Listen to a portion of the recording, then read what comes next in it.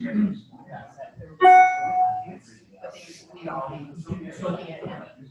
all looking at someone makes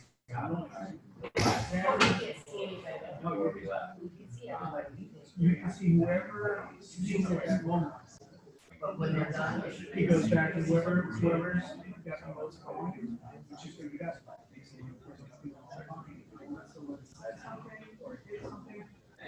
So you their photos, that's their community. Yeah, I guess you just like a group and just take lots of different. My picture. Your picture. This person was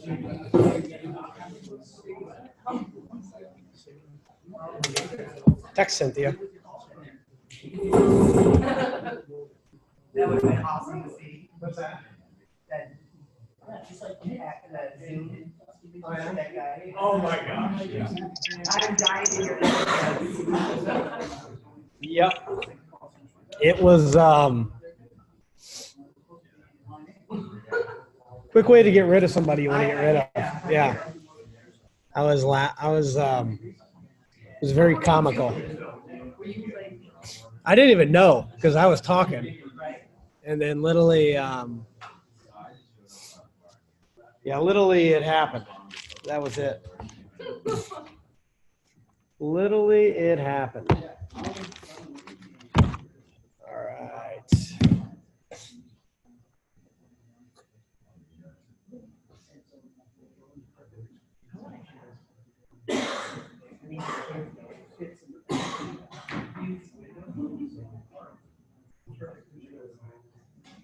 All right, good morning, everybody. Good morning.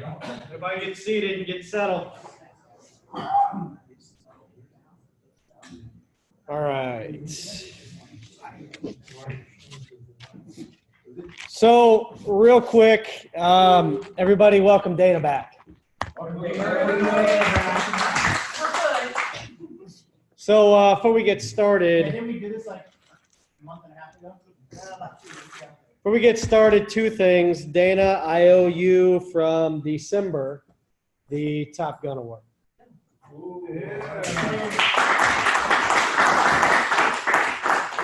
Thank you. Secondly, stand up here.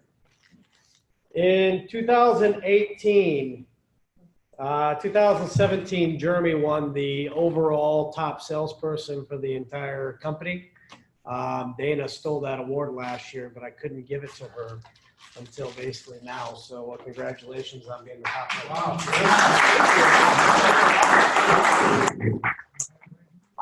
Congratulations. Wow. Thank Yeah. you. Pictures. Oh, no, we can wait. We can wait. We can do it after. Oh, we can do it after. So good job, Dana. Thank you very much. Come on, honey. Yeah. Jeez, that's pretty. Yeah. Oh, that's awesome. Oh, Dana, in her blue. Awesome. Congratulations. Thank you. Good job. So impressive. I think Dana had a revenue per lead over $7,000 year to date. Closing percentage was in the 40s. Basically, average sale was about 17,000, and she did about 2.4 million last year. So good job there. The closing percentage and revenue per lead are what took her to the #1 spot. Jeremy had her by volume, but again, it's a overall qualification of there. So nice job. All right, getting started. So far, 1,500,700. So by my calculations, we should end up about 1,500,000 based on the amount of days that we have left through here. 27% close, which is low. There's some of us that are crapping the bed, some of us that are doing very well. Revenue per lead, 3,026. That's an indication of down here again. As we talked about, average sale, 13,968. Rescissions are 8%. We've had a couple of FTDs inside of there, but that's against our control. And then the financing percentage is 45, which is not very good. So again, a lot of cash deals that are being pushed there. Outliers right now, Dan, congratulations, 124. Mr. Mark Moore, 91,510. Good job, brother. Mr. Mark Lance, 76,103. Good job, brother. Then closing percentage wise, Mr. Mark Lance, 43%. Good job. Cynthia, 43. Good job. Dan Lewis, 41. Nice job. Mike Pierce, 33. Good job. And then Mark Cullinan in basically Orange County, 33. Good job. Nice. All right. With that said, Mark. All right, we're just ripping through this. Yep. I got a lot to go over today. So.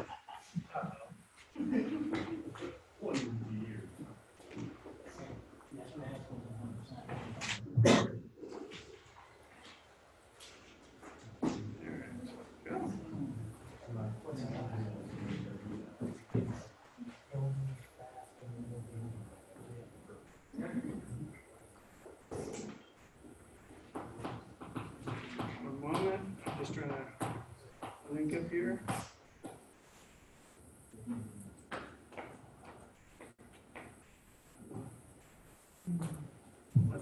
Today, Julia?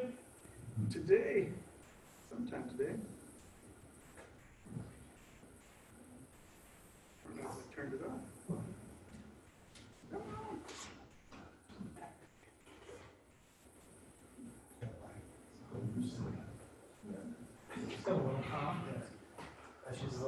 There we go.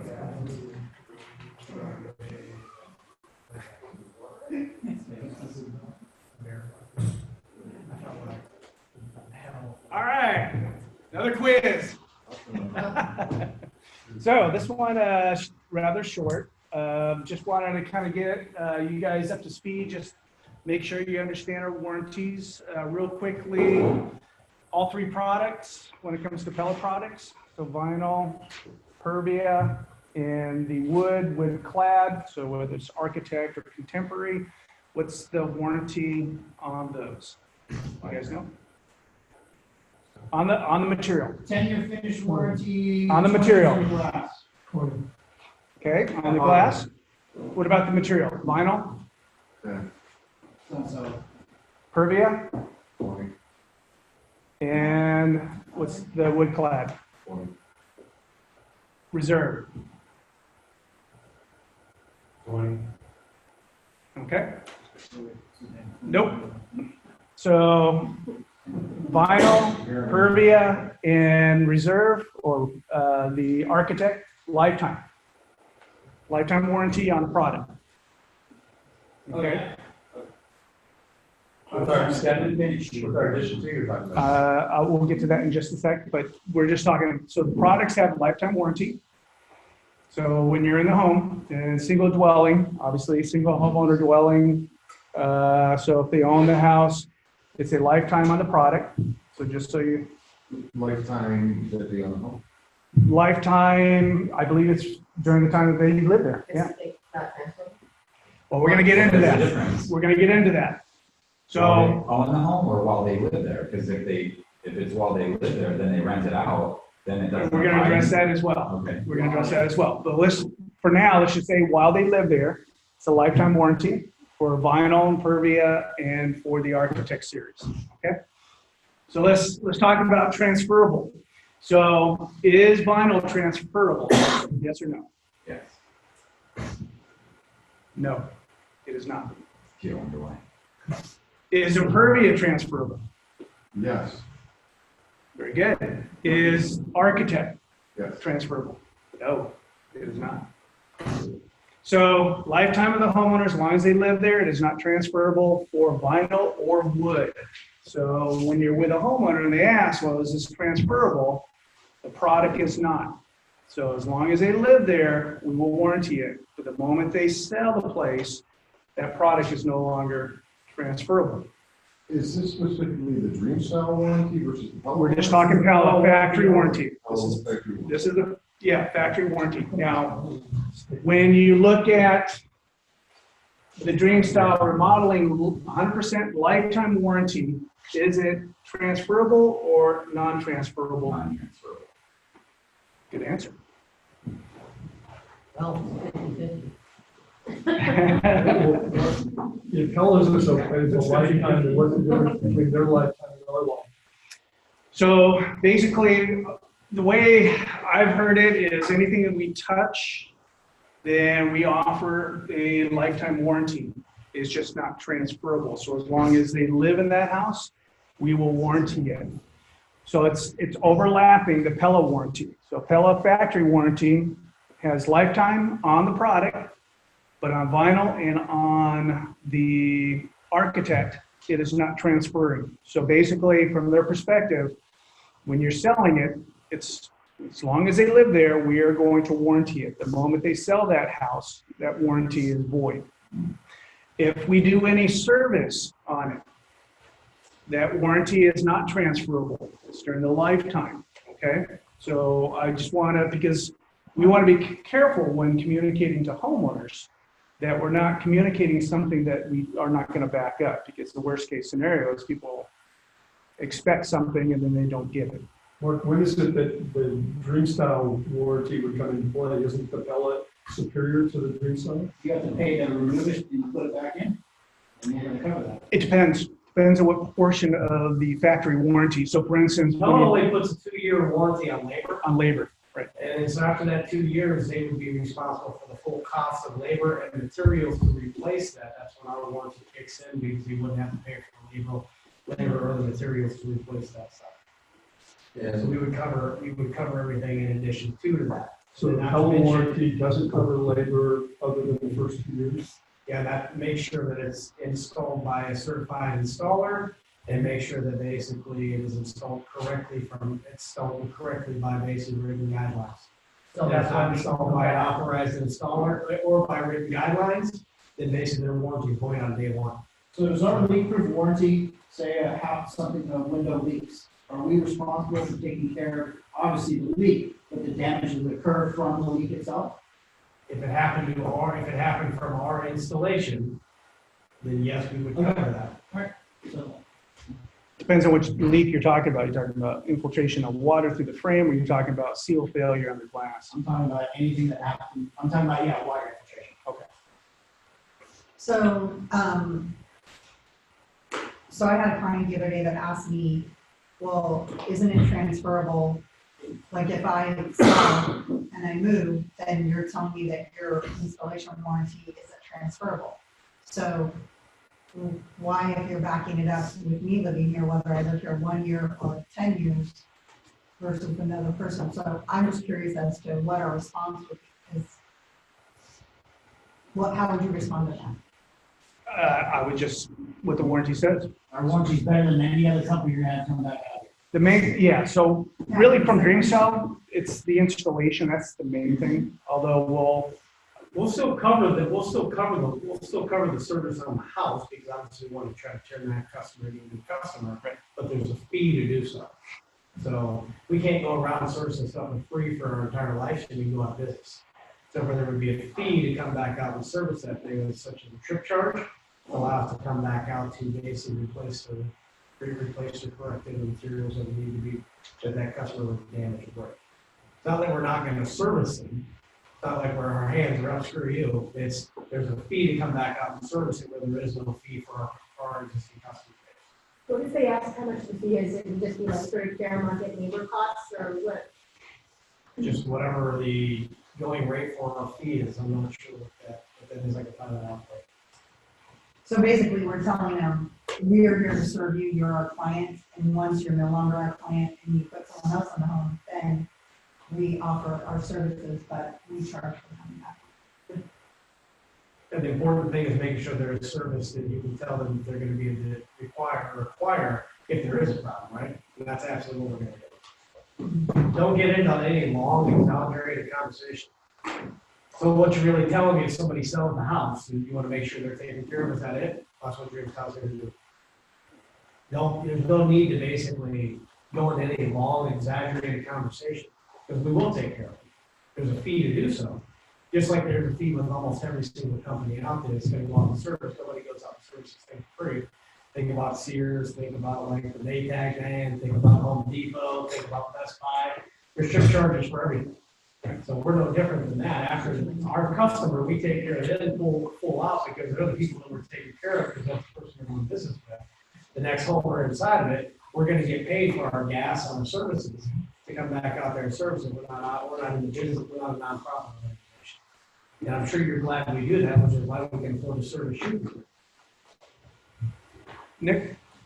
So I usually distinguish that our warranty has installation covered, but what about all the exclusions in the Pella warranty? How do those factor into us not having them in ours? And we've never really talked about that kind of stuff. The in addition to is like an insurance one. It's like an insurance one, right? So it's like we're taking out extra insurance on it.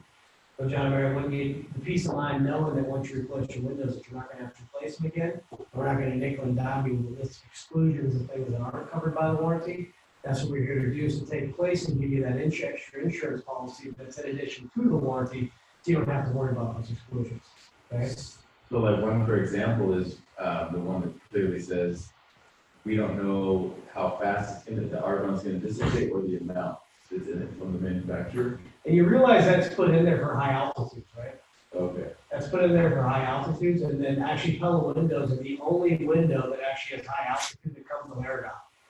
If you put most of them come with, on high altitude windows, come with no Aragon gas inside, those actually come with Aragon. You can't basically guarantee the amount of dissipation in Aragon gas, especially in high altitude sites. So they put that as a blanket to cover over that, not basically just telling you to cover Aragon gas inside. So what's our stance on, let's say, that piece of the window fails? We replace the window if it's not. The last pane would be replaced with broken or damaged. That would consider to be a broken window. At that point, just like before, if it's broken, you're gonna see the seal failure happen. Therefore, we're gonna be out to replace the seal. I taught you guys that, by the way, just as an anchor, to give you kind of some route to go at somebody. Just because you see a screw in something doesn't mean it's bad, to be perfectly honest with you. Okay? Now, there is different rates that they put inside of it. There is different rates that they put inside of there as far as Aragon gas fills go onto it, but the IGs will fill the cardinal, which it basically guarantees there's a minimum of 90% fill Aragon gas inside of that. So therefore, if they're not filled in the factory, they fill the cardinal, which means they guarantee that 90%, which is that same chart that I gave you guys. That says the dissipation rate is less than 0.5% over 50 years, not 20 years, over 50 years, basically that comes into play. So if you use the keynote correctly, then that should never come up as a problem at the end of it anyways, because again, 50 years is better than 20 years, which is what was written in the old. Yeah, Scott, you got a question? So what is the point of talking about the Pella warranty when it's one phone call to one company? If anything happens, they're not going to be told to call Pella, right? They're not ever going to deal with Pella. They're only going to deal with us. Is that not correct? It's still the same. That hasn't changed. So It's just what's that, the point of even talking about the Pella warranty? Because it doesn't matter to them. What matters to them is that they're going to call us and we're going to take care of it. So do you want to? and that's a simplified, yeah. Well, and I think that's the convenience that we offer them, the one phone call. We just need to know, like if they ask, well, how long do you warranty this material? So depending on the frame, if it begins to break down, things like that. Just as long as you know how to answer that. Factory warranty, and then in addition to that, Dream Style Remodeling offers a lifetime warranty.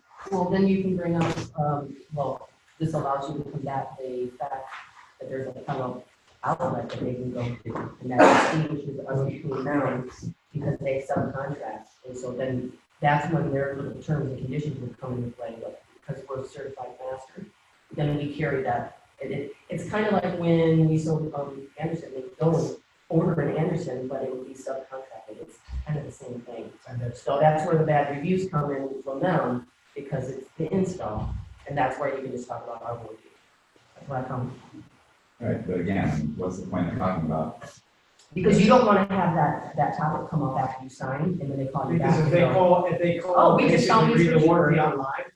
And then they said they go online and read the warranty outside of it. They're like, well, how come it says you don't cover this, but your warranty says this? Or I've been looking at reviews and they're 2.8. You need to shut that down in the conversation so that Pandora's box never even opens. Or if they do see, oh, that's right, this This is the direct with subcontractors and just their warranty. This is Dream Style, completely different. They do their own install.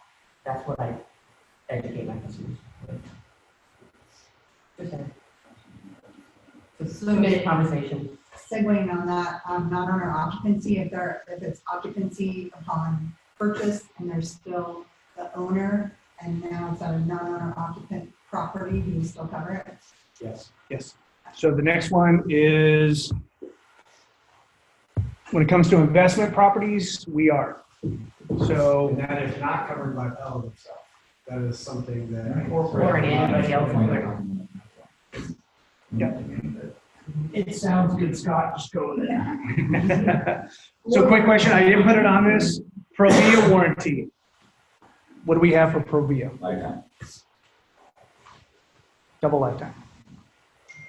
So the life of the homeowner, if they sell it, the extent of the second homeowner, includes glass breakage and everything, so. Cover finish. Panoramic, You're 10. 10, there you go. And I think the finish is, The Dream Style also, we have the additional Dream Style warranty on Pella. or- Correct. And everything we carry. everything we touch. Yep, so we offer the Dream Style warranty. So let me ask you, because I'm looking at Panoramic Brothers, it didn't happen, but, so no matter what, it's just 10 years. We're not covering anything beyond that. If anything happens at the door after 10 years, we're not covered, correct? Because Panoramic is only giving a 10-year warranty? I think it If it really has to comes, do with our labor or anything that's malfunctioned from the factory, then we will take care of it. So it's right in our warranty.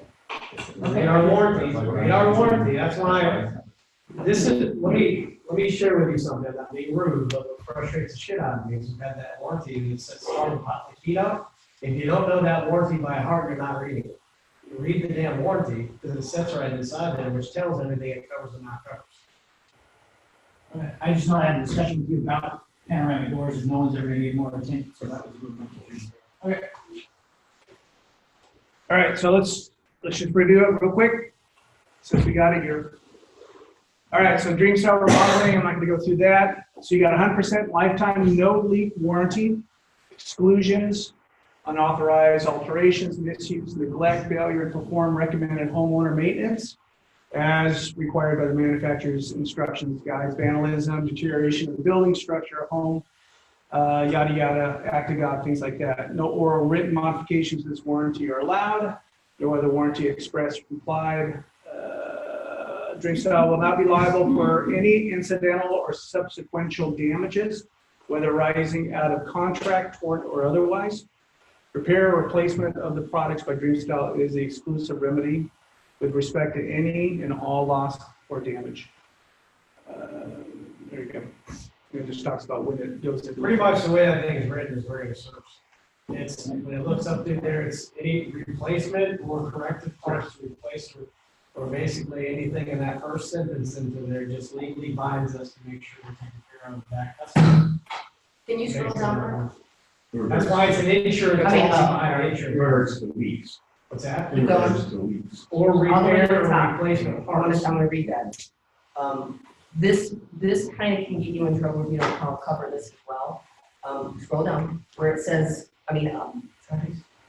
Where it says one, keep going, above, there, right there. 100% lifetime warranty. It's gonna say, I'm sorry, the second one, the limited warranty.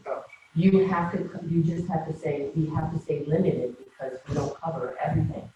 It's limited because we don't cover the acts of God and the damage.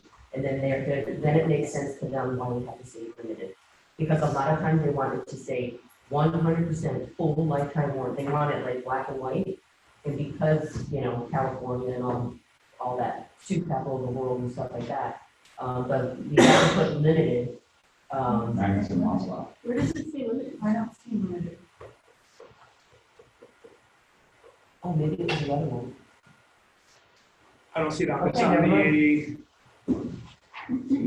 never the, it talks, it basically brings it up. Pretty much we're there to take care of Never the mind. problem. Yeah, that's, there's no purpose in there. We're there to take care of it, there's a problem. They call us, one number to call, okay? Single source accountability. There you go. Been in business for 30 years. Yeah. All right. So the main reason I wanted to go over that as, wanted to make sure production wanted us to go over it, make sure you understand what's transferable, what's not transferable. It should. Okay. Thank you. Eddie.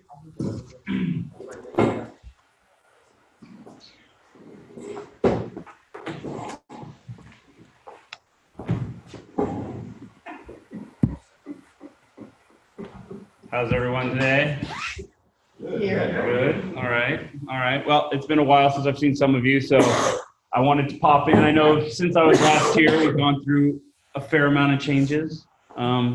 Still selling the same kind of products, but a little bit different. So I haven't really been bugging too much because you've all been on a new learning scale and getting ready and comfortable with your products. I think after talking to Dustin, you guys are well on your way there. So I wanted to jump back in, make sure you guys are still aware that I'm still here. Obviously, I'd love to see more business from you guys. And remind you that you guys have a great financing tool at your disposal. Your default rate for 20, 25, and 25 years on your products is going to be 6.99% with no dealer fees, right? So it's a really competitive rate, and you can still buy that down considerably more to get that down into the 3.99s, 4.99% rates. So you have a really attractive financing tool. Our underwriting still every day gets better and better, faster and faster, easier and easier. I know that we've had some deals in the last couple of months that we actually ran into hiccups on, not because of us, but we went to bat. We got those deals pushed through for you guys, even though they shouldn't have been pushed through, right? Yes. So I'm here specifically to help you guys get those deals done, and you'll see that we are willing to work with you guys to get you what you need so that you can get those deals done. I don't know, what does that number 45% financing mean? Does that mean we're financing 45% of our projects? It means, yeah. Okay. That's what that horrible number is. Okay. Well, It should be reversed. ideally, but so that means there's a great opportunity. Who in this room right now still understands feels comfortable with even presenting PACE to their customers? Okay. So not even quite half. I'd like to at least get you all comfortable. We've talked about this at other meetings. At the end of the day, even if you only use me for credit fails, right? Even if you only use me for that reason, you're going to be able to close more deals, put more money in your pocket. But you're not going to be able to take advantage of that if you do not understand the product and feel comfortable at least talking about it, right? I'm not saying you have to lead with it, as much as I'd love that to be the case.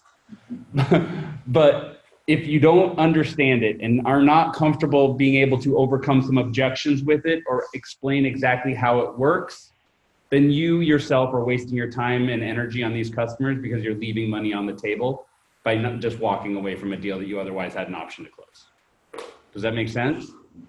Okay. So, I mean, I encourage you to call me. I'll come into the office. We can go grab a coffee. We can sit down. And I feel pretty confident that with my skill set of talking about this for 4.5 years now, that I can get you guys to a place where you'll at least feel comfortable talking about it, presenting it, running an application, and hopefully saving a deal and putting money in your pocket. I mean, that's going to make DreamStyle more money. It's going to make you more money. It makes everybody happy. The customer gets what they want because you did a good job and sold them on it. Don't let them not get something they want, right? So, Question. yeah. I know credit fails is why we lean on you most of the time. Mm-hmm. There's another stipulation though, as how long they lived in their home. And if No, they have equity. not at all. You can buy your home tomorrow and we can finance you today. Time and home has never been a problem for us.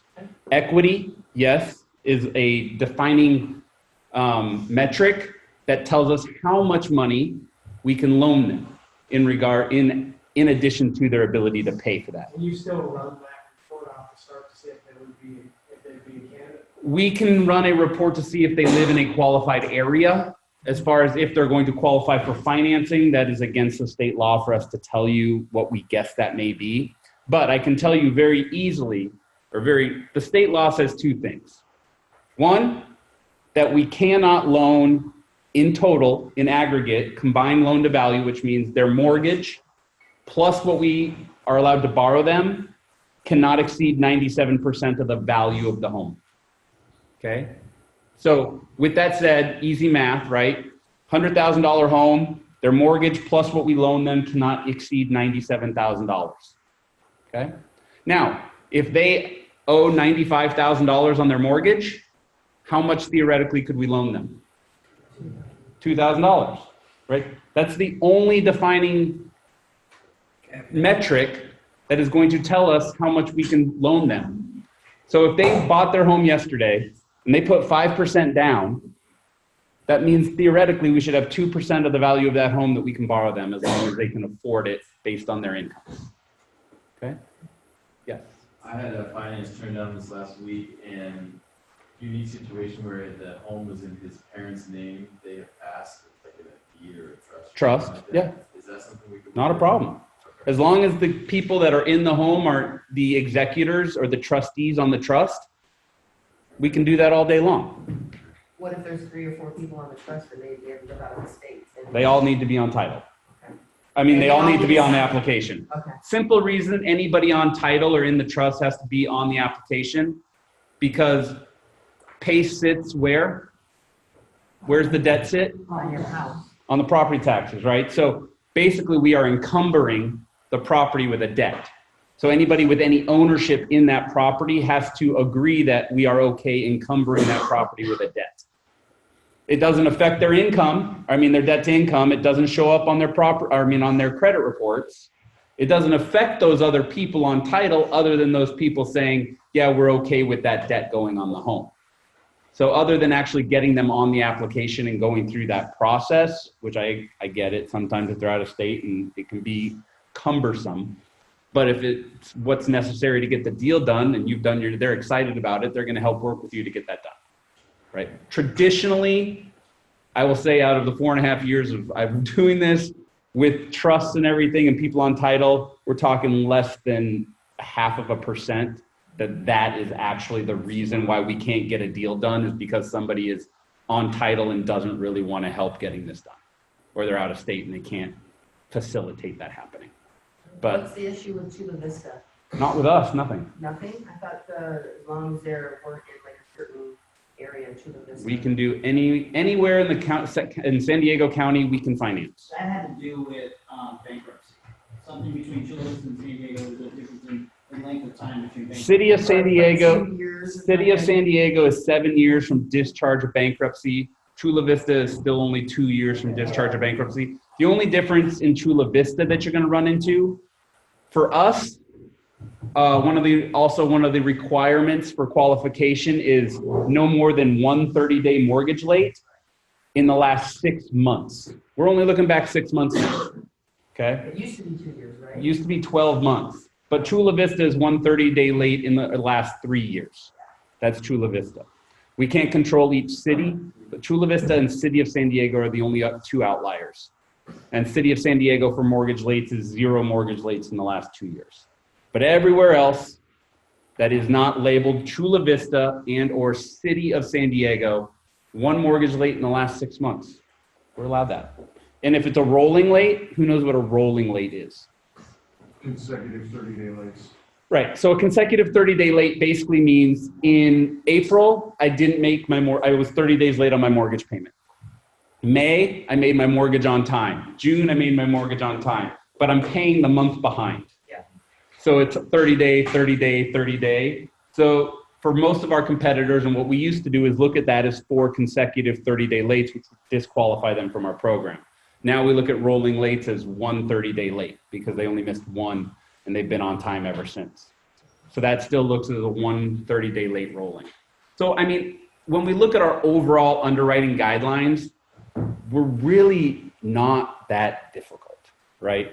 We should be able to get most people through under our underwriting guidelines. The only real hiccup that we're going to run into, which I can't really disagree with, is ability to pay, right? If they can't afford the financing for a minimum of $5,000, it probably shouldn't be buying what you're selling. Granted, you want to sell it, I want them to buy it, but ethically, we can't loan to them. So, and how do we determine ability to pay? I wish I could say that it's a very simple DTI or debt to income calculation, but it's not. And that actually is a benefit for your customer. If we looked at straight DTI, we're going to look at how much money they bring in versus their monthly expenditures and say, oh, well, you're out of scope, right? And if it was over 50%, we may say no.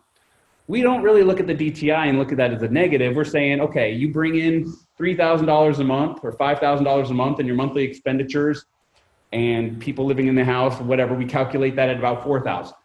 So we look at residual income. So at the end of the month, that person has about $1,000 residual income. So based on $1,000 a month residual and how much equity they have in the property, what can we qualify them for in order to borrow? Okay, does that make sense? So if they have a $300 a month residual income and they have $100,000 in equity, we're going to look at what a $300 a month payment is going to equal, and we may come back and say, oh, they qualify for $20,000, right? That's how we're going to determine their qualification amount. As long as the equity is there, then we look at residual income. That's going to combine together to give us our amount available. So when you come back to me, sometimes say, look, we got them qualified. We got them qualified for 14,000, but our project's 25,000. What are we going to do? Be like, I don't know. Show me more income. If that's the reason that we got held back, they have plenty of equity, but we could only qualify them for 14. That straight away tells me they don't make enough money. So let's look for alternative revenue streams that we might be able to submit if they have them. Otherwise, we just have to accept that $14,000 is what they can finance. Okay, there's not much I can do with that. We don't accept appraisals anymore. State came back and said we can no longer do that. So the only time we can accept an appraisal is if they bought the house within the last 6 months and we're giving that house a value lower than the value they paid for the house. You can show us the appraisal they used when they bought the house and we will then give it that value. Okay, so. And then you also mentioned that combining, so your helpers can combine with other lenders to be able to. If you don't tell me about it, like at the end of the day, we're gonna finance what you tell us. So if you have a 30-hole project and you can only we only have enough financing for 20 of them, just finance 20 through me, right? I mean, we don't want to say combining because if we look at the calculations, we're saying, well, you can only afford this. If you combine with somebody else, then you are obviously creating more monthly expenditures that we know for a fact you can't afford based on our calculations. So just finance from me and tell me what you need from me and finance that. Does that make sense? Okay. I mean, so that's really it. Like I said, you got really competitive rate. What is your standard rate right now with your 699? Okay. So I'm right there with them, right? For, I think, 2% above what you are currently at your baseline. With me, you can get down to a 599. So 2% of your project cost will get you down to a 599. So I think that's pretty good. That's really what I got for you guys. We've done 6, I know we've gone through transitions, but just to give you guys an idea, we've done 6 deals since January. So that's 6 months. So that's averaging about 1 month a deal, 1 deal a month with that. So I know you guys are capable of more than that. I know there's probably been a couple more deals left on the table in that last 6 months because we just weren't utilizing me, didn't think about it, or didn't know how to, or feel comfortable using it. So I encourage you, again, give me a call, get you up to speed on it. But just remember that it's in your back pocket. I mean, it's just another tool in your belt to help you guys make more money and increase your sales. What is the average sale For you guys, for the 6 average? it's huge because we had like a $78,000 deal and a $65,000 deal out of the 6 that really skew the average.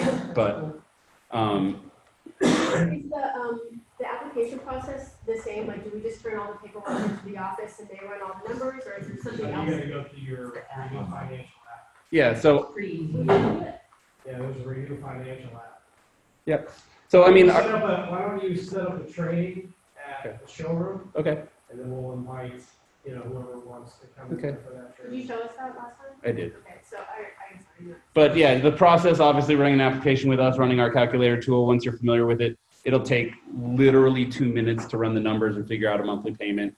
By default, right now, our first payment isn't going to be due until November 2020. So that payment you show them has built in no payment for 18 months. I mean, you're 6 weeks out, I would say, on installation. So you're still looking at 16 months, no payments for them. It's the following year, November, right?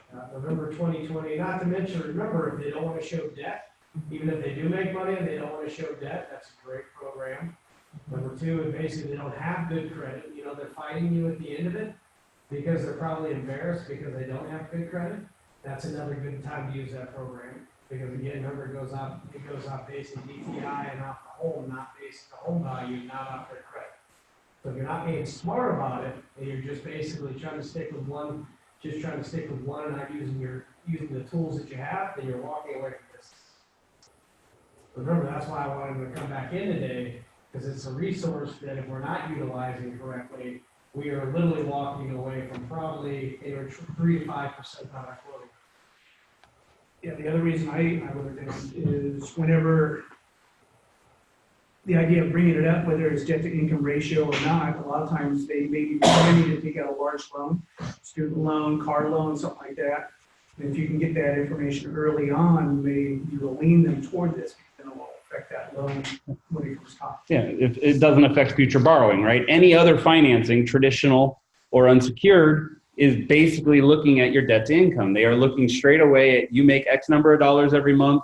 I see on your credit report, point blank, this is what your monthly spend is.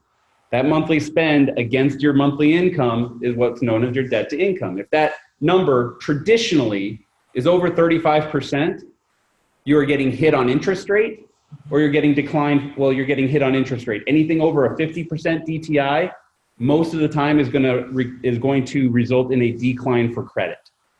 Okay. Think about people too that are doing other projects right now that they're waiting on, right? They're waiting to finish other projects and that money's tied up. Why not use this? Because there's not a payment due until basically November 1st, right, of 2020. So again, that buys you time to help basically work flexible within those terms. And they still get to save their 10% initial business. Well, and You gotta go, also, man. the credit that doesn't follow, it follows them if they use anybody else. This actually goes to the home. Right. So if they ever do sell the home, that loan is paid off and it doesn't attach to that. person. Exactly. So, Cool. okay. Thank you, brother. Thank you. Appreciate it. Thanks, guys. Thank you. Hi, Gal.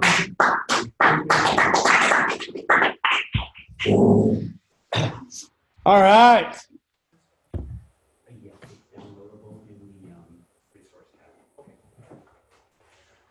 We are going to revisit the commitment quiz.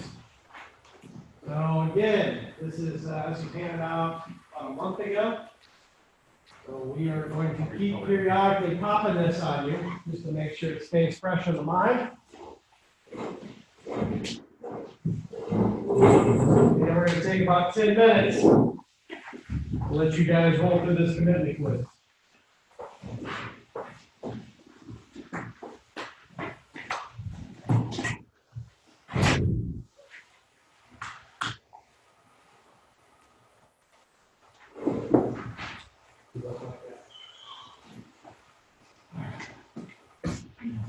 You want us to take? Yeah, take it now. 10 minutes. Oh, we're actually, yeah.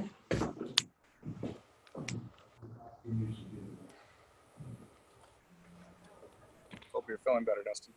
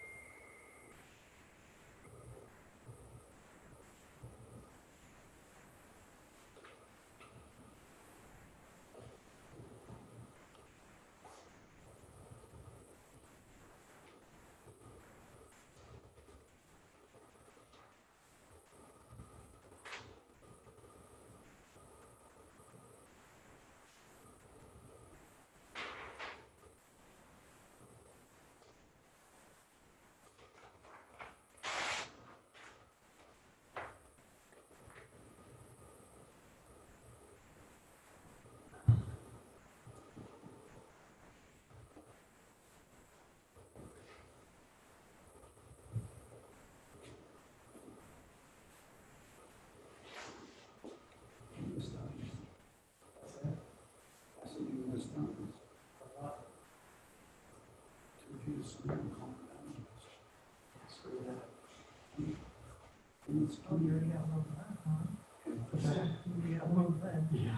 to get used to, huh? Yeah. I ain't trying to be any part of that. No way.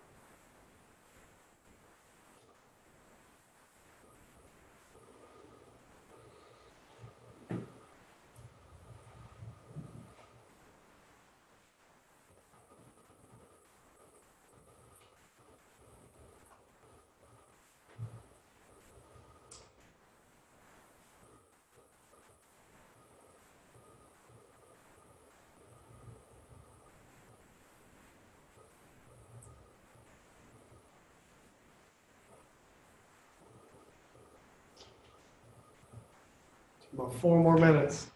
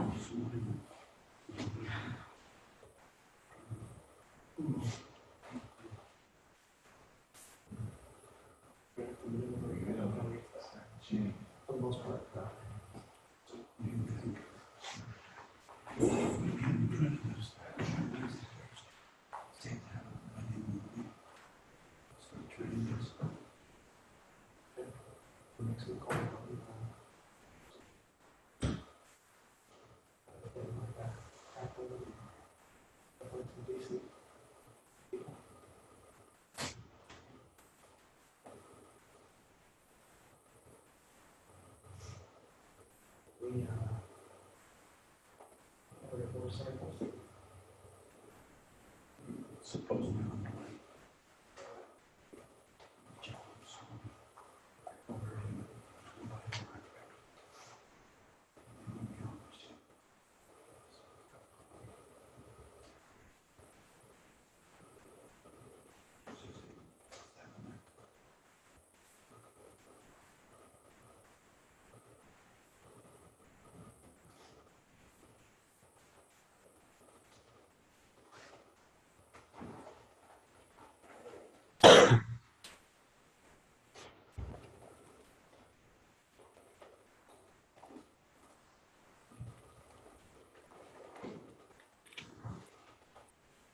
Been to the fair yet?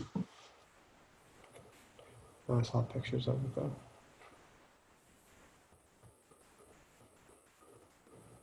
You started feeling like me yesterday. We have. It's paddock for a spawn. This was our team. I don't know what the hell she was looking at.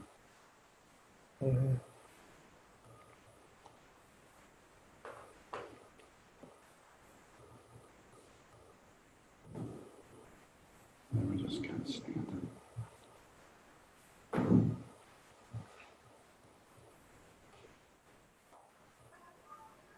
Path plan. Then day goes best. She's sitting there working the phone. 4 seasons. No roof in it. Probably one lot because of fire marshal. Yeah. That's pretty much it. This felt like I was in town. Really? It was all Mexicans. Shit, are you kidding me? That's not good. All right, let's so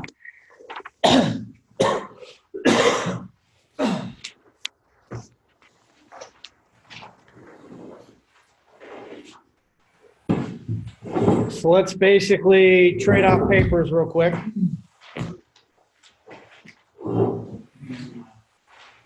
Trade them? Yep, trade them off with somebody. Down. You do this together.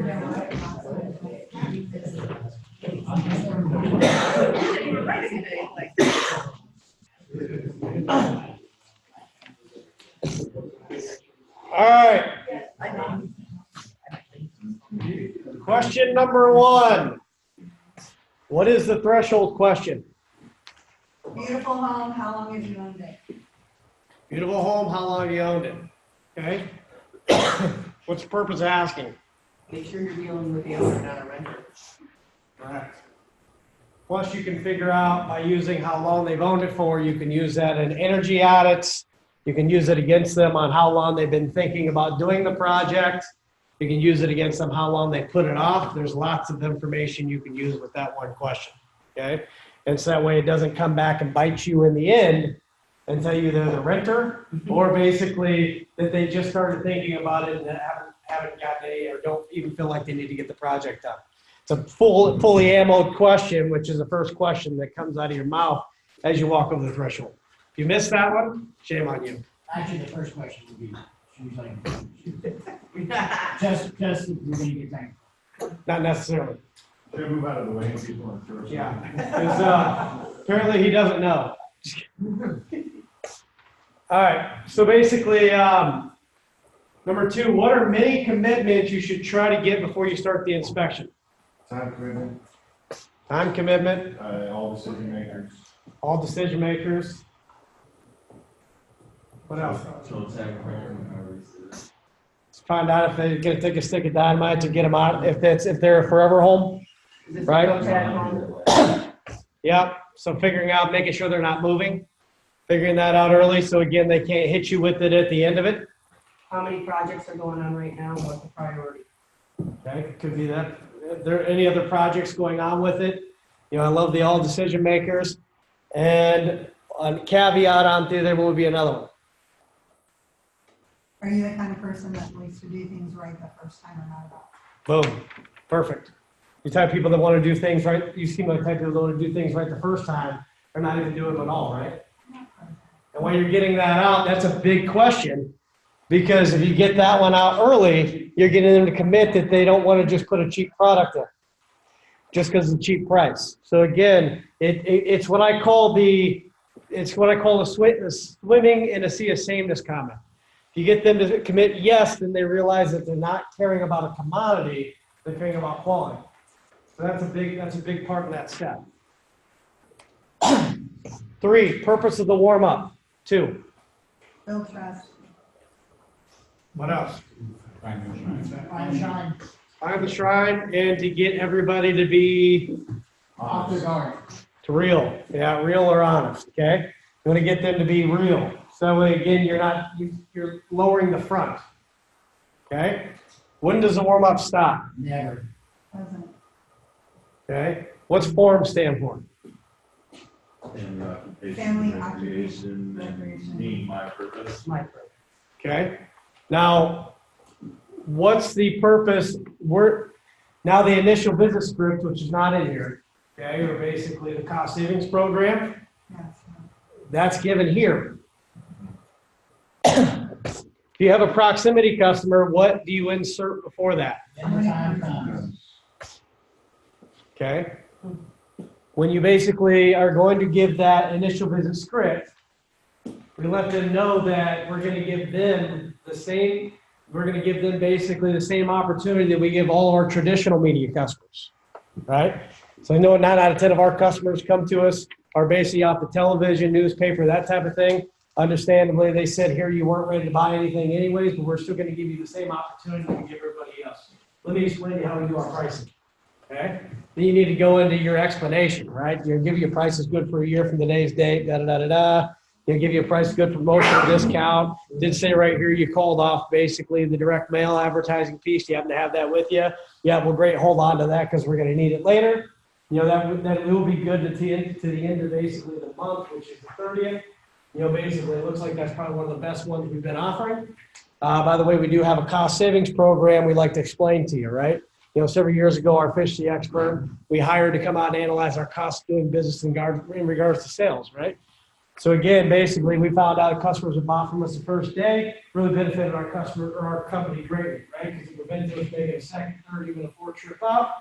Therefore, Mr. and Mrs. Homeowner, if you feel comfortable, you like what you see and trust us to do the work onto it, we can offer what we call a cost savings program. Because again, to prevent us from making a third, fourth, even fifth trip, if you're ready to make a decision on the same day, then basically they share with us and share an opportunity cost with you that we can offer you on the initial visit, right? So if you like what you see and you trust us to do the work, we encourage you to get started. Now, be sure to ask me for it because I don't want to give you something and have to take it away at the end of it.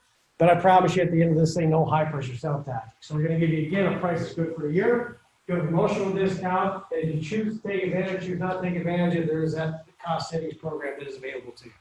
Okay? So we got to get good at making sure we're saying that before we get started. Remember, if you say it before the inspection, it's what? Non-high pressure. If you say it after the inspection, it's what? You're an ass. You're high pressure. Okay? Salesperson. So again, say it before the inspection, not after the inspection. You say it after the inspection, it's too late. Yes. I have, it seems like a lot of times, like people just like when you walk in, they just want to go right to the window.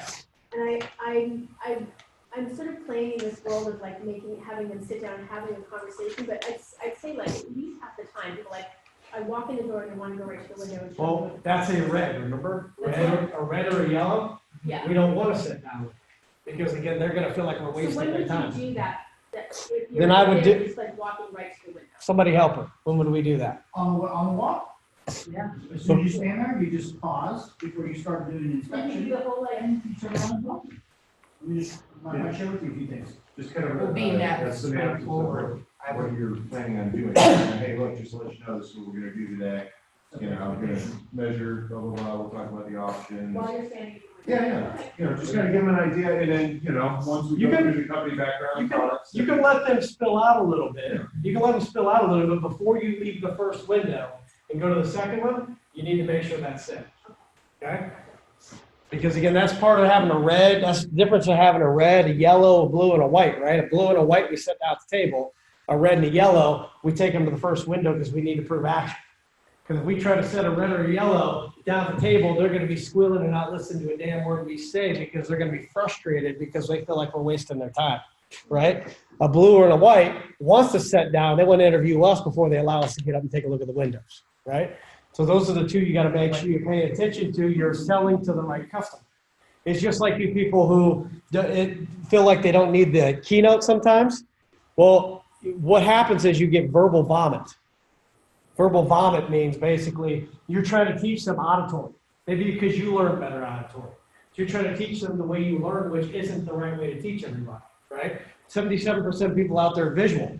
Therefore, if you don't have a visual aid for them to pay attention to and see and understand and justify that aspect, then they're not fully learning it because they might not learn auditory, right? Most people read, right? So again, you got to make sure that you're teaching them the way that they need to be taught. Are they audio? Sometimes the visual aids don't do anything and they're more about storytelling and putting them in a slice of life on that aspect. If they're kinesthetic, what third-party expert opinions or information do you have you're putting in front of them, right? Proof is in the pudding. That's that type of customer. So again, you got to make sure you're teaching to the right people. And that's part of this warm-up process is basically you've got to identify who you're teaching. Because at the end of it, whether they buy or not, you're the teacher. That's how good of a job you did if they buy or not. Did you teach them the way they needed to learn, or did you teach them the way that you've taught everybody and you just expect that to work? So again, that's where we got to make sure we're identifying, isolating the people that we're dealing with on that aspect. What is your need commitment? Do you agree these windows need to be replaced? Okay, so before we get to there, what's the 4 good segment questions? How long has it been like this? What have you done to fix it? How much time and money have you spent in repairs? have you given up trying to fix it? Have you given up trying to fix it on your own? How Right. come those questions aren't answered? Because it's not the major commitment. So what's the need commitment now? Do you agree with something? Pain and urgency. Do you agree these windows need to be replaced? Now, if it's let's say it's a project where you're going to cut a hole in the wall, and they've been thinking about it a while, what's the way we can reword that? You agree that this is a project you want to get done someday? You agree that this is a project you want to get done? Is this a project that you're definitely going to get done someday? You get that before you get started. That way they can't come back at the end of it and say, hey, we're probably not even going to do anything. Bullshit. Okay? Get it out early before you start. If you don't get it out early before you start, then you're just setting yourself up for failure and they can lie you out of the house, nice you out of the house. Does this sound like a project you're definitely going to get done someday? Yeah, absolutely we're going to. Well, what makes you say that? Then you can get into some of those questions that are going to help lead you to that right direction. Make sense? And if it's proximity, right, or events, we got to get smart here. Because remember, they in their mind are going to be fighting you all the way through. So we add that little term what before we start. When it comes time. When it comes time, would you agree? I'm sure you would agree when it comes time that these windows need to be replaced, and it's probably not a matter of if you're going to get it done. It's just a matter of when it's affordable.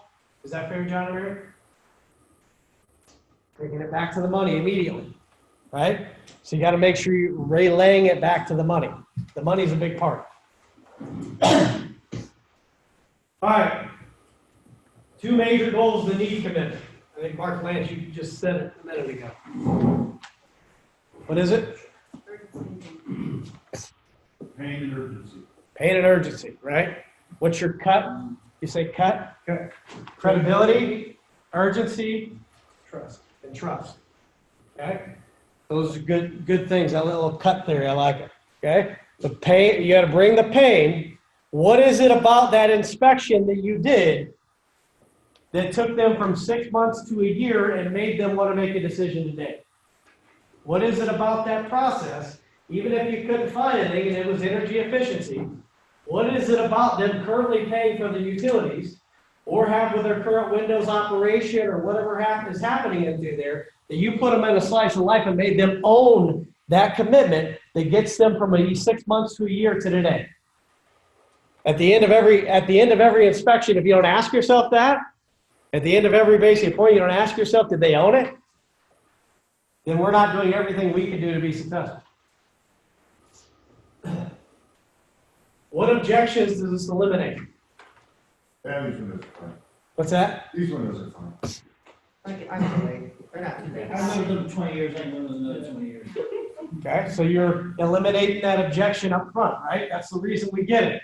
It's a lot easier to eliminate it up front than it is to wait till you get to the end. If you wait till the end, you're battling and you're not going to win that battle. That's how you get iced out of the house. That's the reason we get that in the inspection. And it's like almost a check mark box that we have to check before we can move on. Make sense? Just like you got to close the door before you're going to take off in your car. Unless you close the door and you start driving with the door hanging wide open, doesn't make sense, right? People look at you like you're crazy. That's how you need to think about that. I got to close the door before I can take off because I can't take off to the next step till the door's closed. Okay? I got to make sure it's secure. That's why that commitment is so damn important. What's your commitment to trust? Are you 100% confident trusting Dreamstyle Modeling to do this project? Are you 100% confident trusting Dreamstyle Modeling with this project? Not comfortable. Is this the type of company like, not that bullshit? Are you 100% confident trusting Dreamstyle Modeling to do this project for you? And as you're going through the company, you need to make sure you relay things to them about longevity, business, paint a slice of life. Here's what you can expect. Here's basically the liaison process. Here's your project manager. Here's your basic single source accountability. Here's the things that are important to you when you're going to do a project like this that you're not going to get from other places, right? Not to mention we're the 2018, Nation's #1 full service remodel in the United States, right? 2 years in a row. So when you look at that aspect, if you're not making a big deal about it, then we're not basically being as effective as we can. Don't take for granted they just know who you are. You got to let them know we're gigantic. And you're saying all that stuff before you do the keynote, just as you're doing the inspection? No, I'm doing it as I do the keynote. As I do the keynote, I'm bringing it up. Like that little page that goes into there? Are you doing it though when you're doing the inspection as well though? Is that what you're saying? No, that's selling early. Right now, we don't know if we can even help.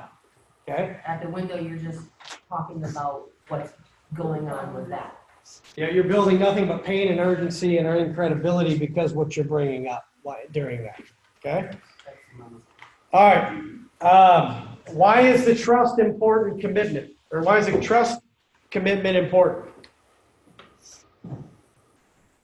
Brings it down to the front. What's that? Brings it down to only money at that point if they trust your. Eliminate shopping or talking to the local contractor. Eliminates shopping. The reason it eliminates shopping is how can they be more than 100% confident? Right? Not 99, not 95, not the type of company like, right? 100% confident means that they're 100% confident. If they give that to you, then it's a big deal. Then you know at the end of it, it's about money and nothing else. Okay? That's the whole thing is we're making our job easier, not harder. If you miss these, you're making your job a pain in the ass at the end of this thing because you basically cut off your nose, spite your face because you missed how to make your job easier.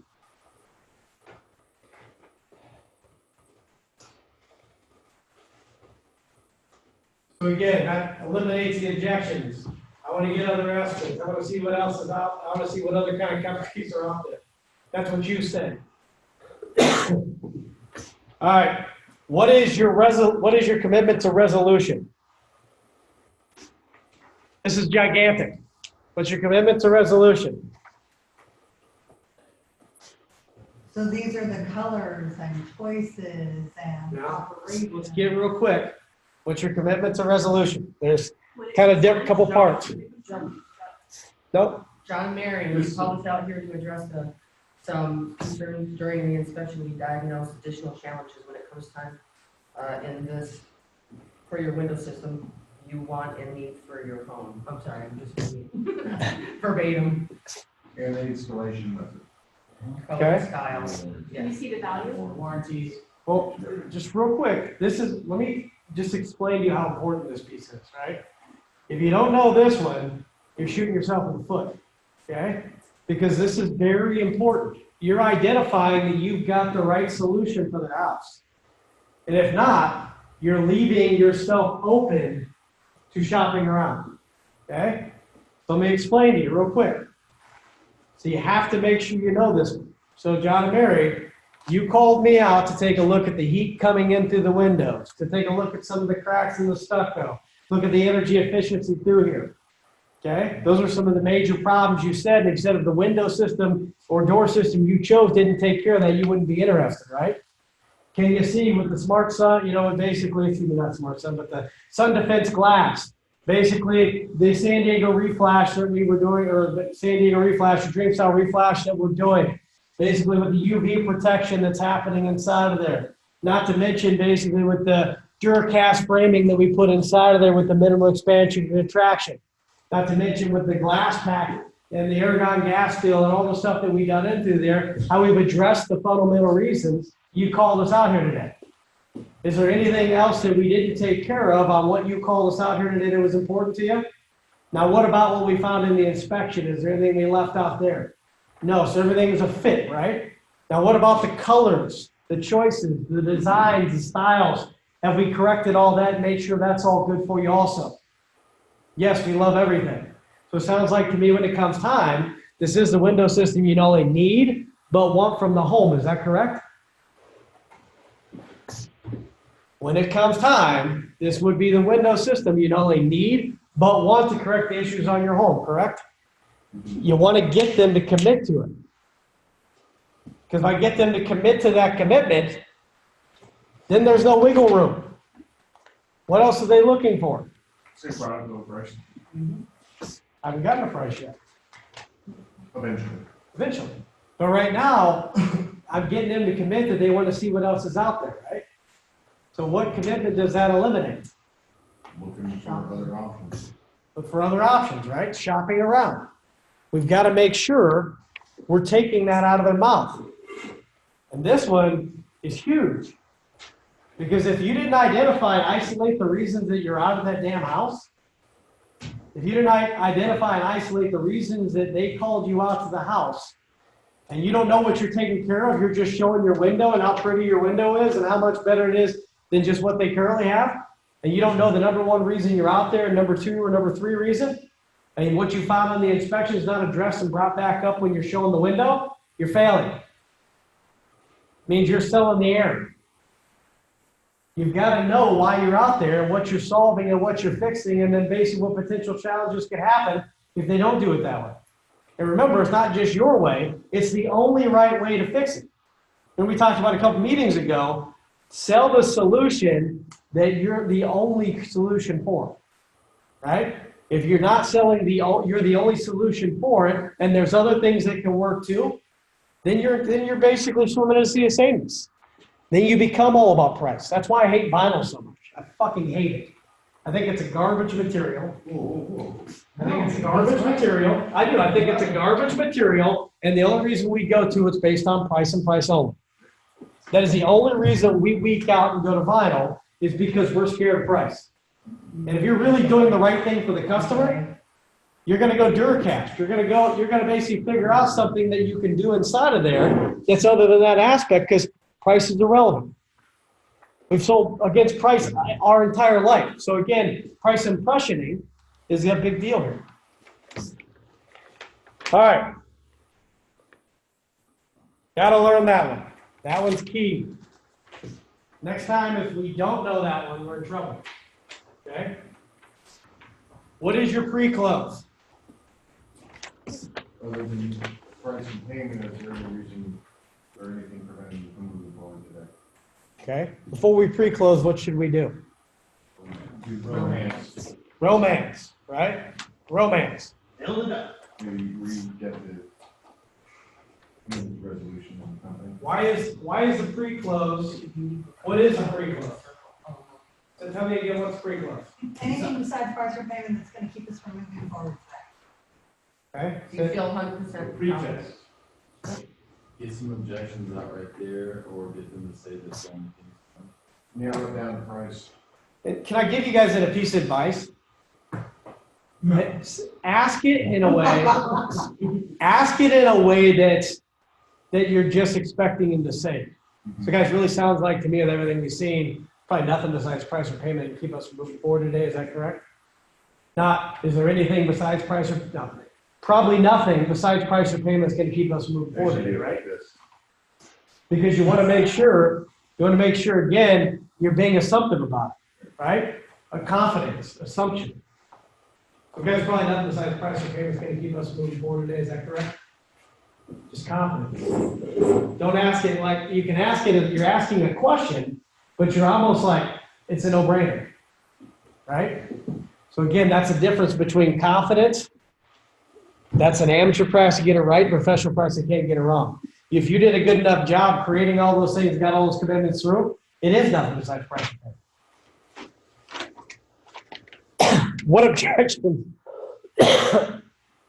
What objections does that eliminate? Everything but price. Everything but price. or payment? All in the same world, okay? Overall price or payment? What is your commitment to value? And you see with everything that we're gonna do, that you called us out to fix, that this is a great value. Not to mention what we found in the inspection. With everything you called out, here's the address. 1 million. How we In hold addition, not to mention only additional $1 million. Do you see how it's a good value? So what words do we stay away from? Especially Thousands of dollars. thousands is a negative word, okay? So don't go in there and say $34,332, I'll kick you in the shin, okay? 34,336, right? You see with everything we have to do to correct the issues and challenges on your house, how we hold the value at only 34,346 to be a good value, take care of the project on your home. We have to make sure we pause there. If you go right on down to the next thing, you're scared of price. Remember, you're the architect of this whole job. You're the one that came up with that investment. And if you're not proud of what you came up with and you're scared of it, well, they're going to be scared of it because you're the one that came up with it. So if you don't have that conviction inside of it, and you're willing to fight for what you designed because it's what it takes to fix the thing they've been dealing with for 8 years on the house, or 6 years, or 3 years, because the first question we found out, we walked in the door, how much cheaper would it have been 8 years ago, 7 years ago, 3 years ago, even 2 years ago, right? So again, it's not your fault what the investment is. You're there to fix it. So you got to get that commitment to value. If you forget to get the commitment to value, you roll right to the discount, then you're not doing yourself any favor. So, side note, like with my presentation, at this time, I'll have obviously the sheet filled out with all of the different windows and the price options, how turn it around, slide it to them and say, you can see, not only based on fixing problems and so forth, but what kind of market value is for windows. Because that way it'll kind of pressure them again, to be like, yeah, I guess it is, what it should be. You're not the highest, you're not the lowest. As long as you're getting your commitments, that's what I care about right now. Okay, as long as you're getting your commitment, that's what I care about, because that's got to be the first real price.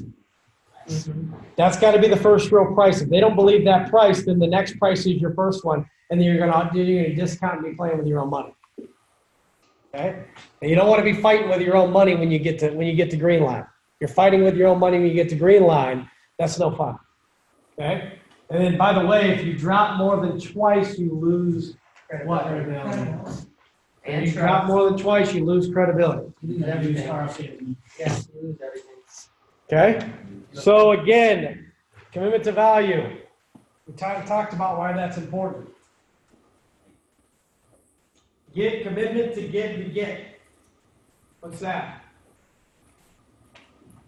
And getting, if you were willing to show them that initial visit savings and stuff, they'll move forward. If I could with you. Yeah. Again, we have to set that up. What do we need to get out before we give to get? What do we need to give out, Nick? What do we need to get out before we give to get? That they're ready to make a same-day decision and they want to move forward. The only thing is Prices. well, no, we need to get them to commit to a slightly lower price. So if the 37.45 is too much, Does it they take your can go budget? like 33.7. We need to get all objections out. All other objections have to be gone. Okay? So you got to know that there's no other objection besides price, and that's it. No other objections besides price, and that's it. Okay? Because if you just do it and tickle and throw it out through there, generally you're going to get a no anyways. You have to validate on why you're going to show it to them and make sure that it makes sense. Okay? Well, If you just show my basically coupon price and have it down, setting down there too, so you got all three setting out, you've got nothing to play with. You've just lost all your negotiating. You've got nothing left to fight with except for your own commission dollars, but you try to take it down lower. And I can tell by looking at basically when I see basically the sheets come over that talk about where it was sold at in comparison to what the green line on the computer is, I can tell who's doing what just by habits, because it's pretty consistent on watching what's happening. So again, give to get, always get out. So let me ask you a question. It sounds like to me you want to think about it. Is that it? Nothing else? Isolate. You got to isolate the objection, right?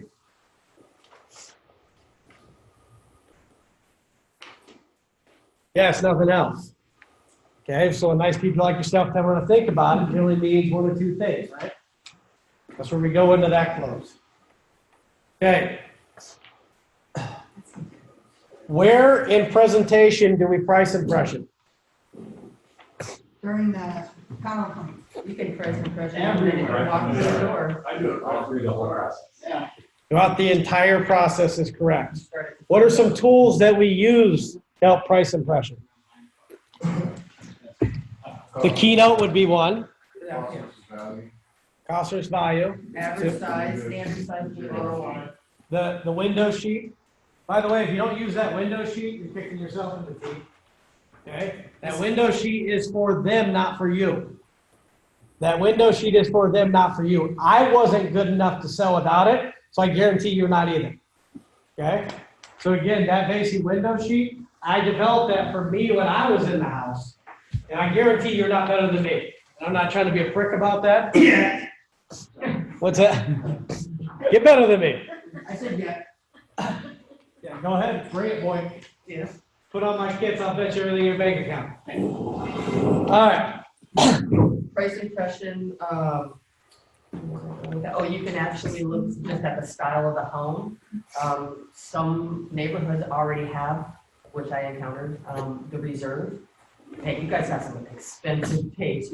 These are beautiful windows. These are hard to come by. You know, you can actually just, if it's not vinyl, if it's something different, you can basically talk about the size and the style.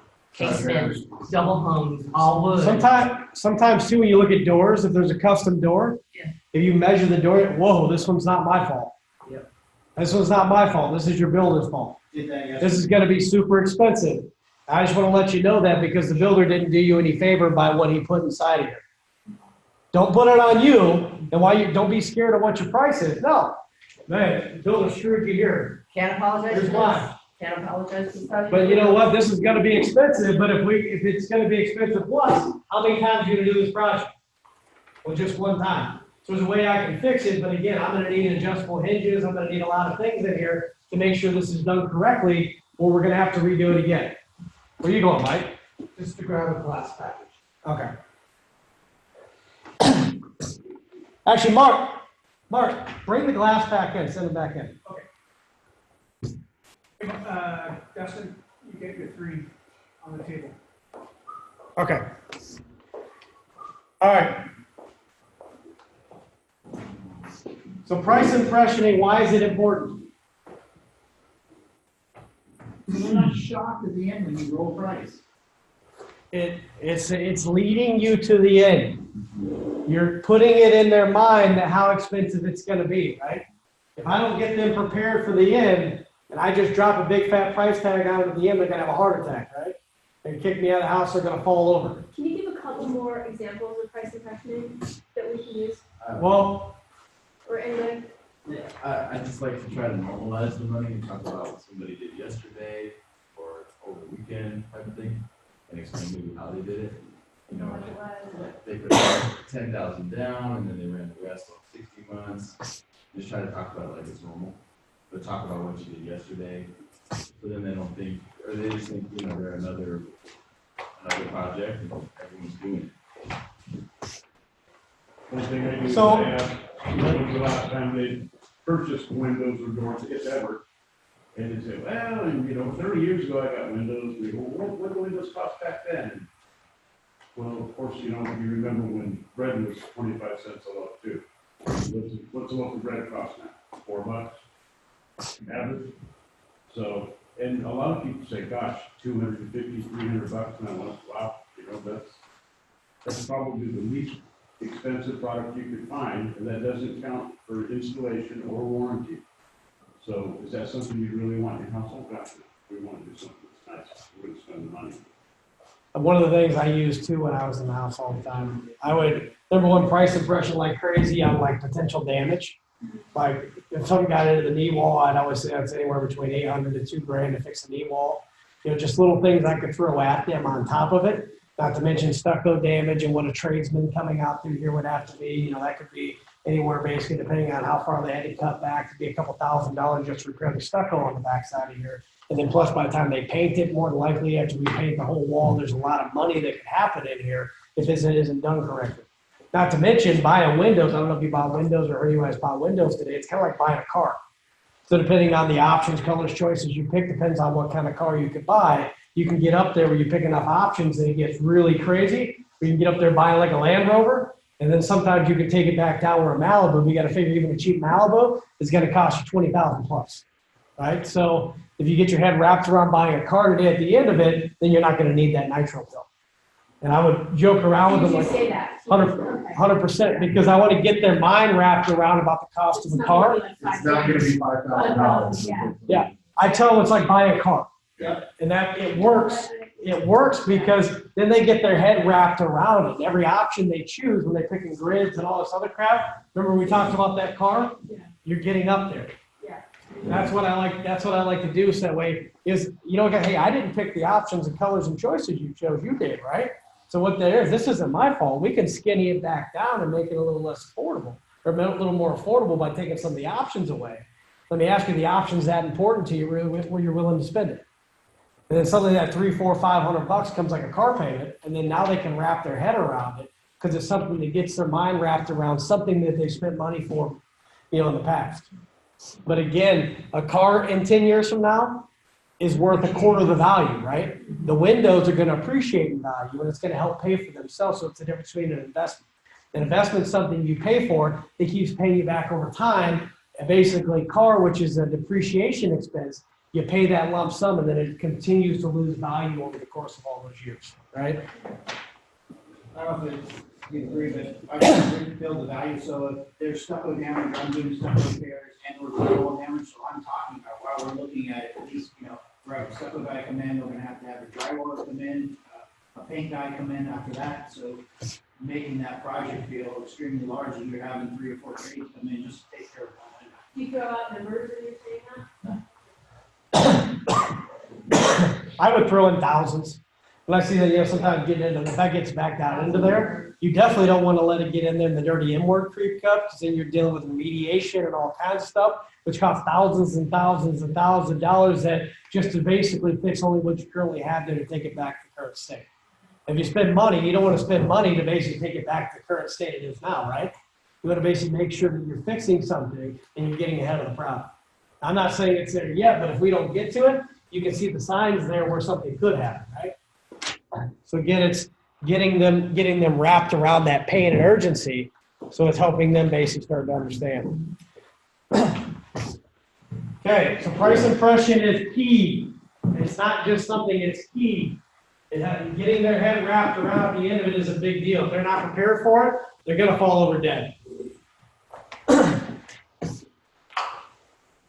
We already talked about if proximity or event leads, a statement that should be added to need and trust and resolution commitment. We talked about when it comes time, okay? And I always say, I like to add when it comes time. Yeah, I'm sure you agree, it's not a matter of if this needs to be taken care of, it's just a matter of when. And I'd probably say when it's affordable, is that correct? When it's affordable, is that correct? When it's affordable, is that correct? That's the key, because then you're putting a reason back behind what the why is. It's not a matter of if, it's a matter of when you're gonna get this taken care of, right? Probably not a matter of if, but it's a matter of when it's affordable. Is that correct? That's the only reason you wouldn't move forward is affordability? Yeah. Cool. So we're taking it back down to the money again. So again, there's the commitment quiz again. So if you made notes on somebody, so you can hand it back to them. But again, on that one, I want you guys to hold on to it, because in about a week, we're going to go over it again. And this time I'm going to collect them. I want to make sure that we know these commitments inside and out, because this is the basics. This isn't third grade. This isn't NLP. This isn't anything else. This is the basics. And we got to be able to block and tackle before we can get better at anything else. If we're cutting off our nose to spite our face, that's not a good thing. So again, we have to make sure that we have those things fully built out, and we understand what our expectations are. And all you're doing, if you don't know those, is you're cheating yourself and your pocketbook. I'll repeat that. You're cheating yourself, your pocketbook, and pretty much you're wasting leads. All right, so now we're gonna watch a quick video, and then we're gonna get into role play. And we're gonna get into role play where I'm gonna call two people up to this front table, and we're gonna do price rollout. And I'm gonna beat the hell out of you when you do your price rollout, because an amateur practice get it right, a professional practice they can't get it wrong. So I'm going to beat you into submission to make sure you're doing it right. There's no good try, Johnny's, no attaboys. This is called basically major leagues. We're gonna get our shit together, and we're gonna get it together in a hurry. And I'm not gonna deal with basic underperformance, because we're fumbling on ourselves. So again, we're going to perfect it. And by the end of the day, even if we only get through one role play, everyone's gonna understand how critical it is to make sure we're not making those mistakes. Make sense? All right.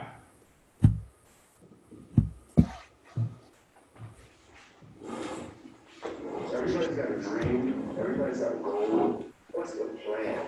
Your plan's got to be clear, concise, compelling, consistent, and committed. We gotta have a plan. Don't put a vendor on a plan and try to handle the next day. You have to work at it. Every day you have to plan. Productivity is never accident. I want you to understand that it's not going to happen by luck. Success is cause and effect, not magic luck or magic fairy dust. Success is easy. It's making a plan and executing the plan every day. Make a plan, work the plan. Make a plan, work the plan. And whenever the plan doesn't work, you change the plan. That's called failure. It's called learning a lesson. It's called adjusting. If you do the work and you do it for a long enough time, you will be successful. Period.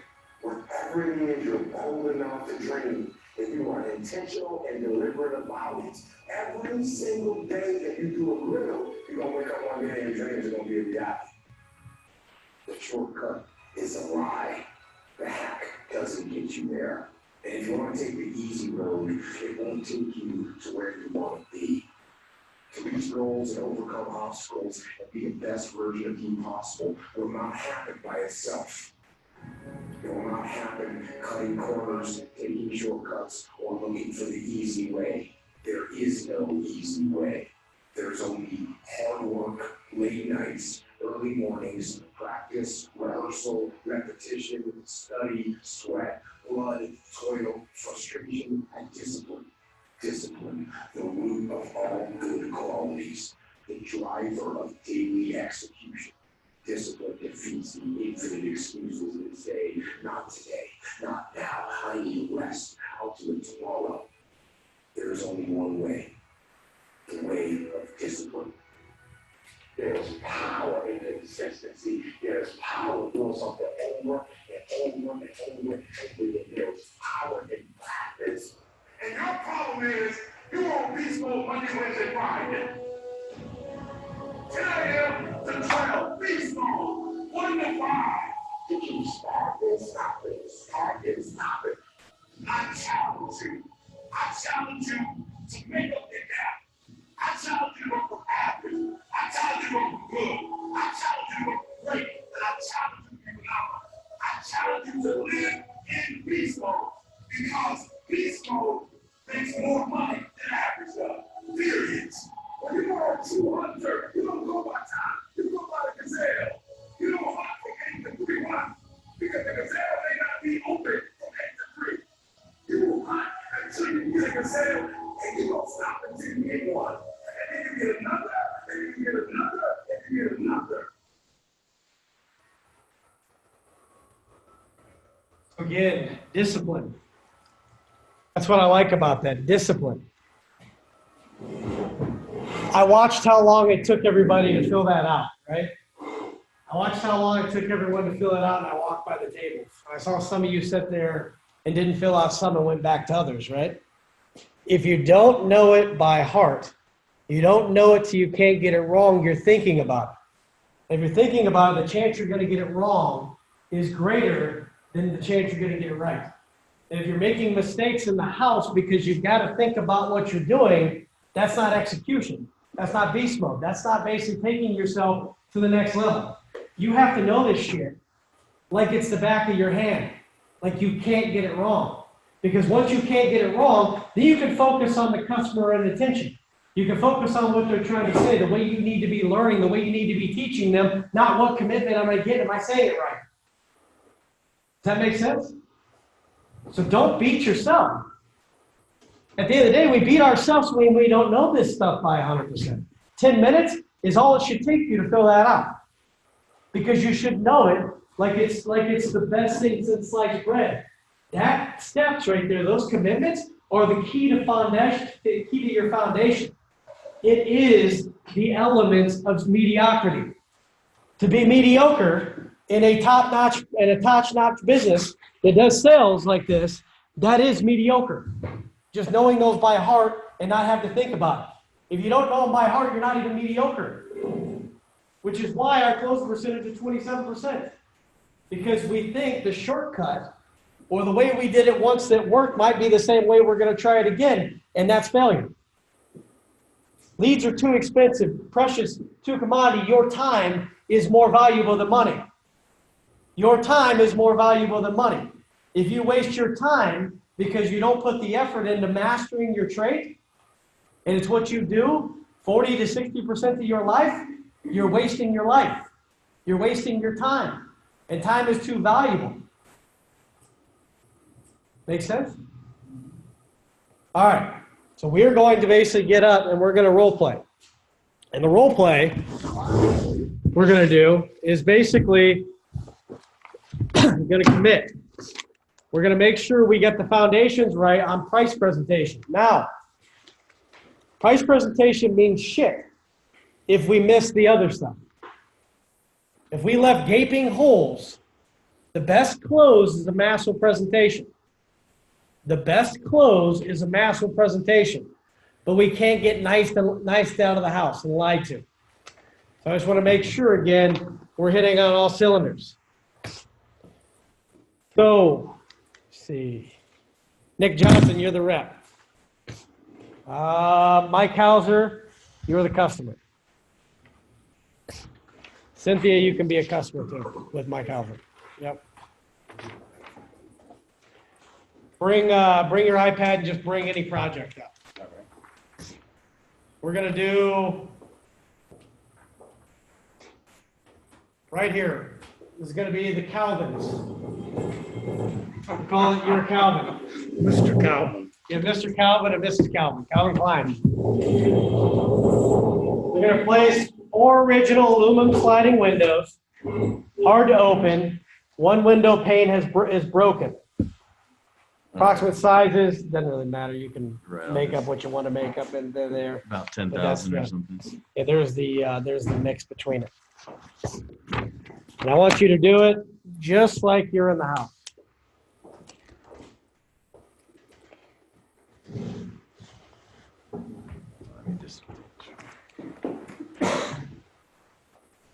What you need to be doing if you're a spectator, taking notes. What are they doing good?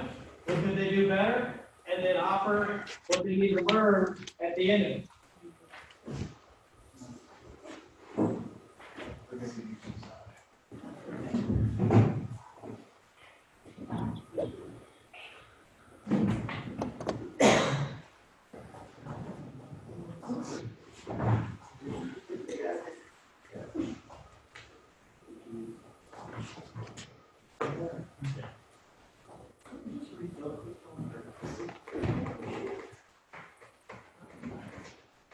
Okay.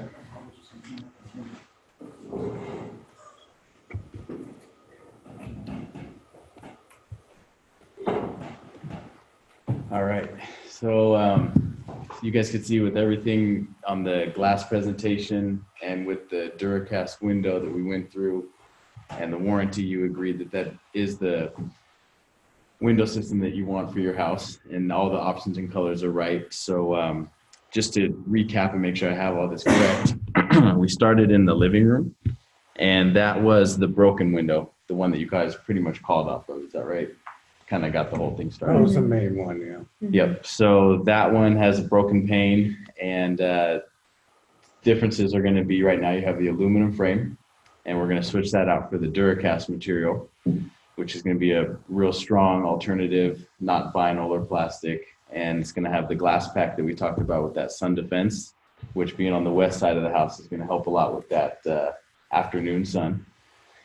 And then we're going to completely take out that old aluminum frame. We're not going to retrofit like we talked about, the installation method being the reflash. Lets us lay down a moisture barrier and not leave any of that old window in there. Then we moved into your room. In the master, there was two windows. One of them was kind of hard to open, the larger one. Both of those are going to have the same sun defense glass installation method. And then the fourth window we moved into your daughter's room, and that one was getting the morning sun. So same thing, that glass is going to help out with the heat on the front side of the day. Also, the glass has that UV we talked about, where it won't be affecting your floors and furniture when it comes like fading and that sort of a thing. So is that all the colors and options? Everything sounds right as far as the product. Sounds to me like there would be no reason we wouldn't move forward other than price or payment. Is that fair? Yeah. Yeah. Okay. So I think you guys are going to like what I have going for you here. I put in the discount that you showed me here that you got in the mail. And let me hit the go button and see what it says. All right. So for everything we have to do on your project, this includes tax, tear out and removal.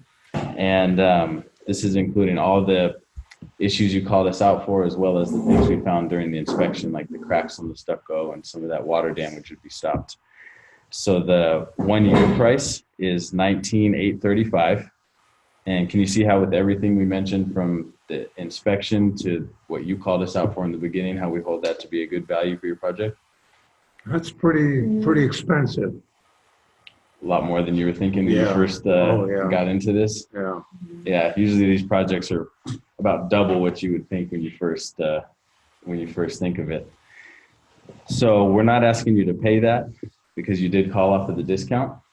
And so with the discount we're currently running, it's 25% off. And so that saves you $4,959 and gets your project to only $14,876. So how many windows is that? 6. 4 windows. 4 windows. Large windows. The 2 are about as wide as a door.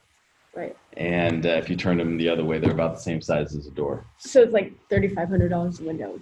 And that's with everything. So the way that most homeowners will do this is there is a monthly, and that's how most people take care of this. Find a comfortable monthly. In this case, it's $317. Or if you want, there's a 12 months, no interest, no payments. Do it how you like. Just don't ever go past that 12th month. And then What happens when you go past the 12 months? There's an interest applied to the whole project. So you don't want to go past the 12th month. Starting when? The 12 months starts the day we get the ball rolling. But when does the interest start if you don't pay it? that 13th month. It doesn't exist. The 13th month doesn't exist. If you do this one, you got to wrap it up in a year.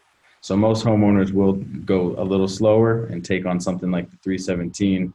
How does that fit into your guys' world? Is that comfortable, or would you be looking for something less?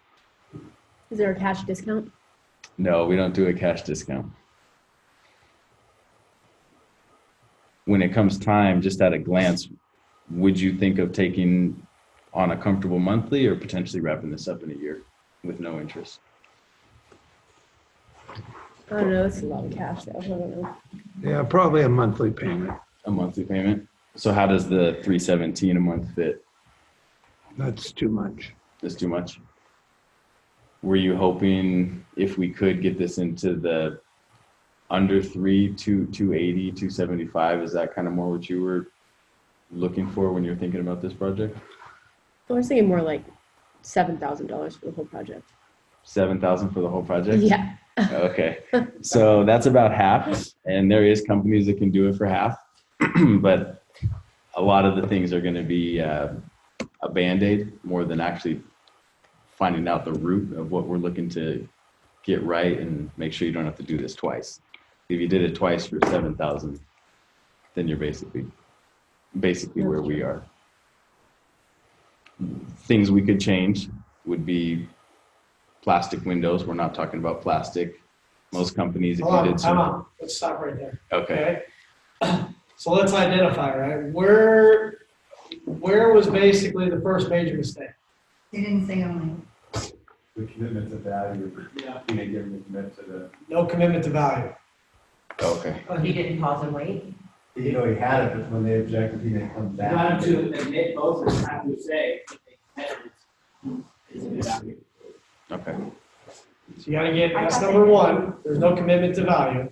So basically, Nick, you know, one of the things on that is that's why she hit you with the $7,000 at the end. Because you didn't rebuild the project back for her again, right? So Right. they said, geez, that's just the more money we're expected to spend. Well, you know, thank you guys for sharing that. It sounds like to me it's just more money you expect to spend today. Is that correct? But it's a lot more project than you're expecting to take on today too. Would you agree? Remember, you called us out because of this and you've been dealing with it for 8 years. If we had gotten into it before, can you see the reason why the cost is what the cost is now? Right. Yes, yes. Boom, now you can move on.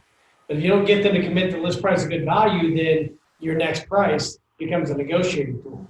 Right. And it's only gonna get more expensive. Right. What if So they then you never can't, if commit you to wait on value? it. Yeah, What if What's they that? just never- what if they just never commit to value regardless of? Well, you can say it's not that we're asking you to pay it, but can you see why everything we have to take care of on the house and what you call us out here today to fix, why the value is what the value is? How we hold value. Yes. Yeah. So basically, we're getting to commit that that's a good value. You've got to be disciplined in that. If not, then you're starting to fight. You're starting to fight right through there. So you're losing momentum. Right. The defensive wall kind of came up a little. Yeah. She has her shutoff valve going away when she said $7,000 rather than getting that out at list price. Because that's the whole purpose of why you want to get a list price is you're rebuilding the project and getting them to see the value again.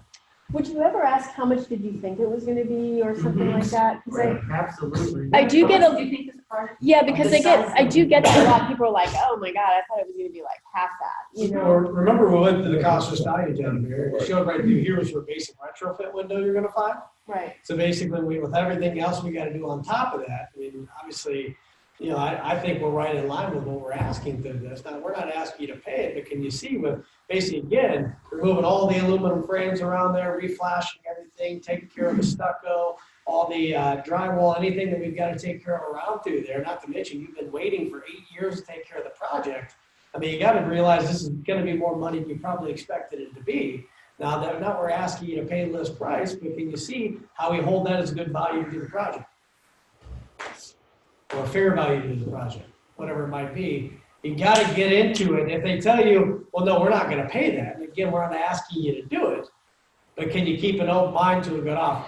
Then you can flip through if they won't commit to it, but can you keep an open mind to a good offer? Then go down through it. The good thing is at that point, you gotta pay attention to list price, not the coupon price. Because if you go too fast the coupon price, then what happens, you just devalue the list price. You want that list price to resonate for a minute, because you want them to feel like they're getting a good deal at the coupon. If they don't feel like they're getting a good deal at the coupon, then literally, then it's just, what else can you give me on top?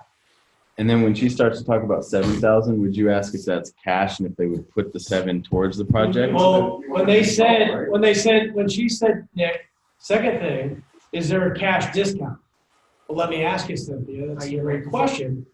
Sounds like to me, are you in a position where you could pay cash for a project like this? Instead of just shutting it down. I'm not gonna take it on me, I'm gonna put it right back on her again. Right. Well, yeah, we really don't want to. So it sounds like to me that's not an option anyways. So would you go ahead and take advantage of a 12 months, no interest, no payment program? Or do what more savvy customers do, open account in 60 months at $317 a month? Let me ask you when it comes time, which one of those two would you take advantage of? Right. So then if they said we can pay cash, but then there's no discount, is that, then do I get into that? Well, don't more money for finance. Yeah. Don't say there's no discount right away, that's a negative. Right. Right? So let me ask you, if we were able to give you a cash discount, is that what's important to you? You got 5%, you got 10% to play with, right? Right. They don't know the difference. But Right. it sounds like to me, is a cash discount important to you? Well, yes. Is that what it's gonna take to get this project moving?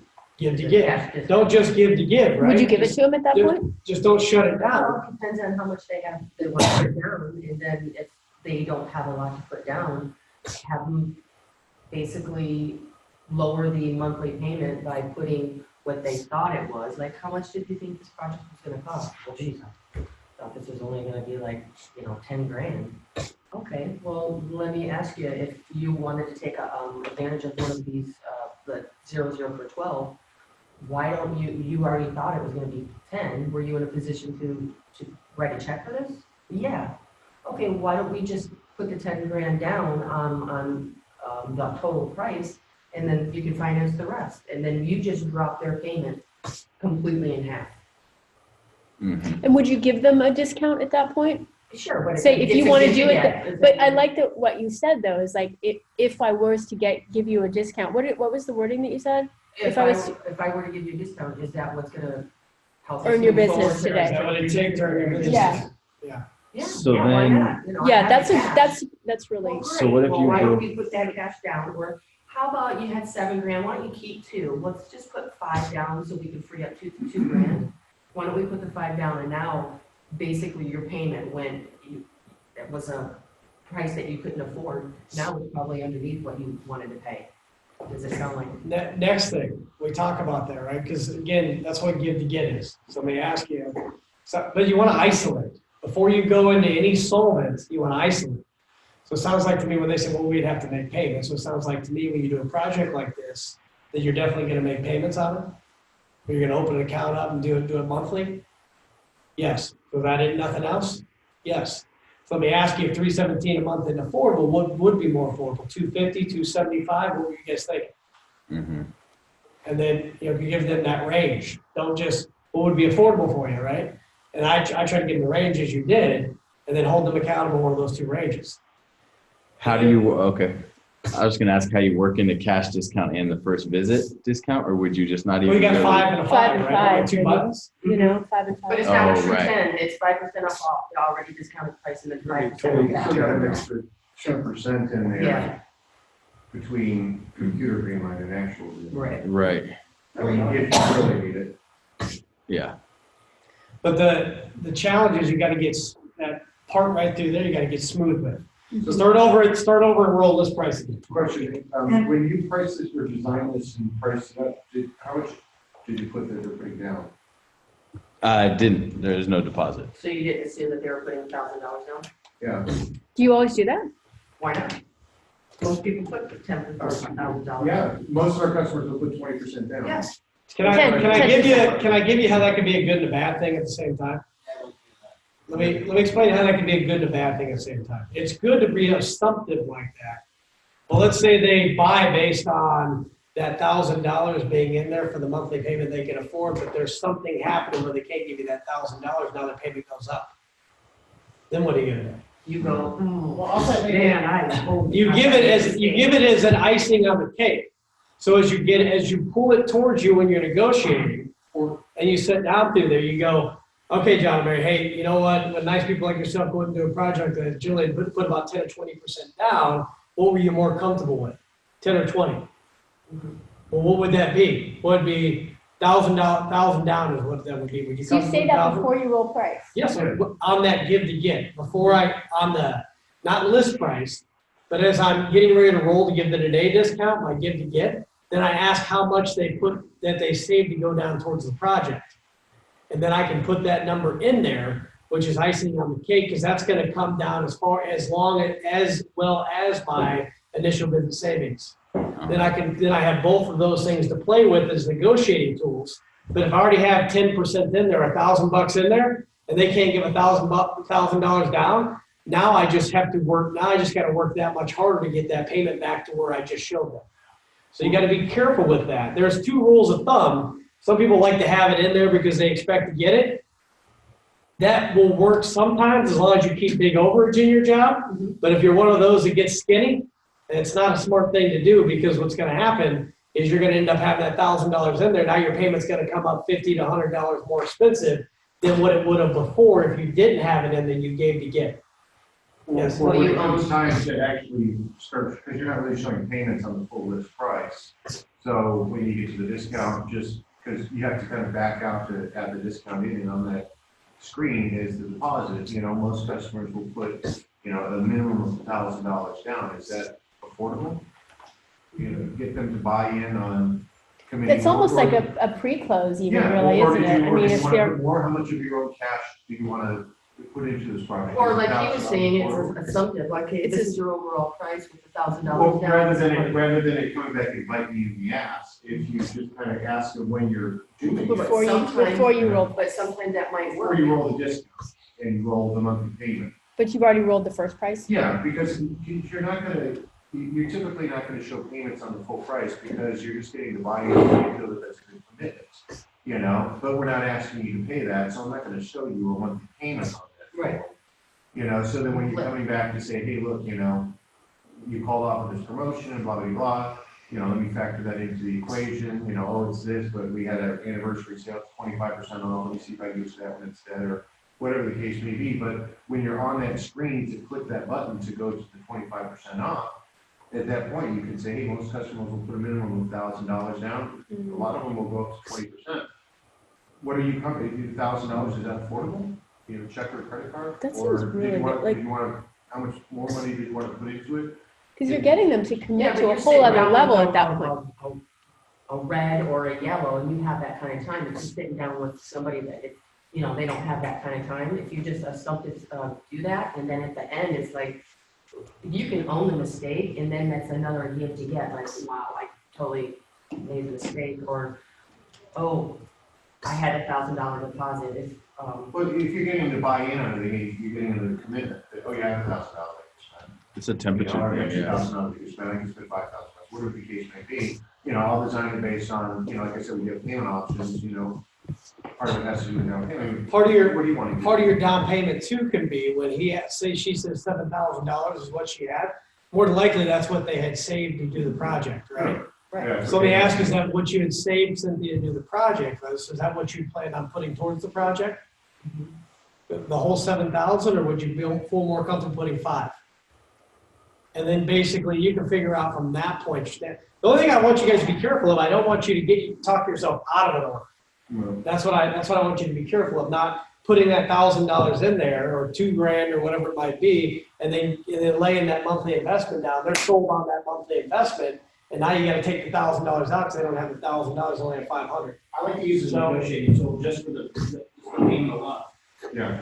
Because they offer the payment, it helps you negotiate that payment. If you got a way that works for you, great. I'm just telling you that when you get into that aspect, you don't want to make it harder on yourself than you have to at the end. You want to always walk away with a deposit, but to me, the best time to put that in there is when you're in the negotiating factor. So Nick, it sounds like to me, if we were to get you to $250 a month, that's the reason we're moving forward. Is that it, nothing else? Well, Greg, you had mentioned earlier 7,000, right? So it sounds like to me you had set some money aside to put down the project. Were you thinking what, like 4 or 5 grand? Yeah, that's kind of what we're thinking of. Now, we couldn't take that all today. We can only take up to 1,000. But again, basically on that aspect, we can get the other part of a measure payment. Let me go ahead and put in the full 5 grand and see what that does to it. Oh, congratulations. Like, oh my gosh, you're down to $189 now, right? Yep. So again, we look at that. I'm using that as a tool to help it get lower. And then I'm like, wow, yeah, that's way better than we thought it was going to be. We didn't realize putting money down was going to get us there. So be careful with your negotiation. I'm just saying is, because if you have it in there, I understand the whole thought process behind, because then you can play around. Let me ask you at that point, let me ask you, is the overall investment, the monthly investment, or the initial investment not keeping us moving forward? And if you play around those three, that might work. But again, I'm thinking for the masses, playing in the masses. And one kind of cautionary thing too is that when you're showing the pricing on the tablet, and you put a deposit, especially if you put a healthy deposit, it's got the contract price and it shows the amount of financing like right above each other. And a lot of times people's eyes will go right to that $10,000 rather than $15,000, and they're thinking they're buying it for $10,000. You know what I'm saying? Yeah, Realistically, so here's the price. Usually when I'm presenting, I have the sheet. I write it out on the sheet on the price and the payment, just to avoid that. Because it does happen. Where they're like, Also, let's not forget that a lot of people are refinancing, so maybe early on during, while you're getting your commitments, that may be a possible question. Are you guys, maybe thinking about refinancing, or is this why we're doing this project? Because when it comes time to close, when most homes, they appreciate, people are getting like $100,000 back. Sometimes in the end, when you offer the 0-0 for 12, you got no prepayment penalty, nothing today, no payments due, just pay us off. This will allow your refi to go through. They have no problem writing a full check. When they have $100,000 in their account, here you go, that seems nothing, and they're not getting penalized. That seems like a good way to do some Other pricing. thing too is when you see the advertisement they called off of earlier, you look at it, it says 12 months no interest. Do you happen to call us because of 12 months no interest? Then you can ask that up front, then you're getting yourself ahead of that objection, so you get to hear, makes your job easier, but don't just assume still allow for the payment. Right. That's why I changed it to where we say, let me ask you, something you take advantage of 12 months no interest no payment program, or something that you would open an account for 60 months at $373 a month. Or I would go, is this the reason that you called the house out? A lot of people are refinancing. Is this just a plan that you wanted, or is that an option for you guys as well? Yeah. Get that out. Get that out. That's a chunk of money when 10,000 is nothing. Yep. So ask if they're refinancing. And All right, roll back through Helps them list to think pricing. about their price. Go back through list pricing. Okay. I don't have to romance, I just want you to One remember. other thing I was wondering, Nick, is, are you saying, well, there are other companies that can do it for half the price? Well, I mean, there is. And then you start to break apart the differences: retrofit, subcontractor, product only install, plastic windows. And so I like to make it known that you can, earlier, you want to keep things the right way the first time. yeah, you can get things done. And then I'll bring up, references, like you can get your windows tinted and they'll be bubbling up in purple. Someone will still charge you for it, but so I do talk about that other companies are less, because most people either have a quote for a third, so that's already common knowledge, or they're planning on getting one and they've done their internet research, or their neighbor next door. So yeah. Price at Home Depot. I like to bring Well, up then it's just all install. organic, You gotta eat it up.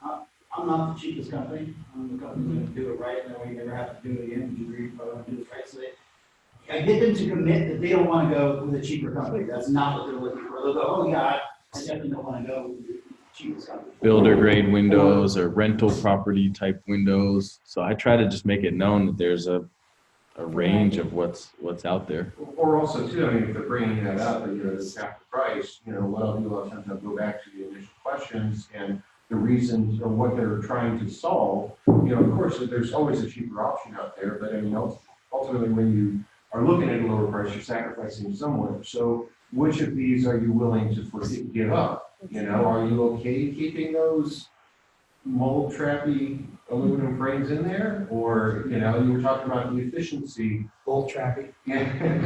I mean, are you willing to, ultimately get something that is just gonna be double pane, it's an insulated glass, or, you know, you said you really don't want the plastic, and then you know, so kind of make them justify. That's to themselves. almost a plus minus multiply divide close.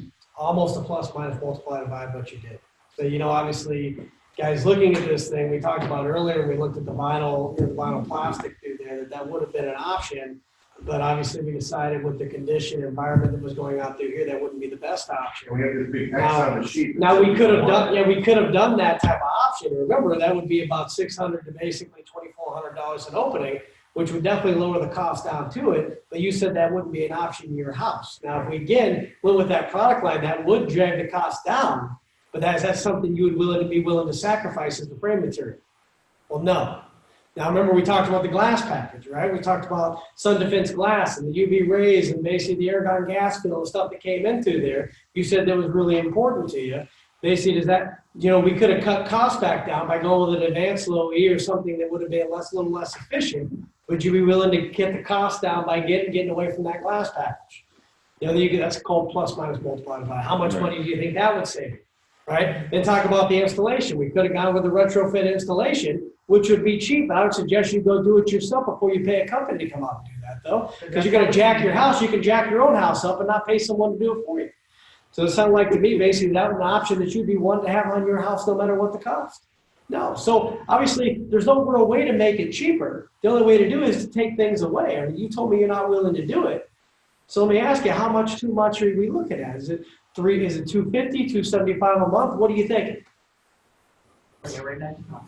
Taking it right back to cost. It's everything here at this point is about cost. If we pre-close, it's about cost. So $7,000. Cynthia, honestly, thank you so much for sharing that. Sounds like to me $7,000 important, but you did want that installed, right? So ultimately, that's cute that you put that money aside, and congratulations. How long did it take you to set that money aside to do the project? Yeah. Oh, bless you. I'll say it. Did you say that to him or was it just adorable. No, basically, based on everything you know now, Cynthia, with everything we got to do to correct the issues and challenges on the house, right? And what you call us out for today, can you see how that's not even an option to pay that amount of money, right? I know you probably had it set, that money set, that's what you guys wanted to spend onto it. But Mike, Cynthia, let's share with me, it's more money, it's more of a project than you expected to take on today, right? So it's a lot more money than you expected to see too, right? But based throughout the presentation on TV, you showed the ways you could go cheaper, and you said those weren't really an option. So I think the $7,000 is a good chunk of money you did set aside. And if you want to put some of that down towards the project, maybe not 7, but maybe 5, so you save 2 back for a rainy day, does that sound like something that would feel more comfortable to you guys? Scale back and do a phase 2.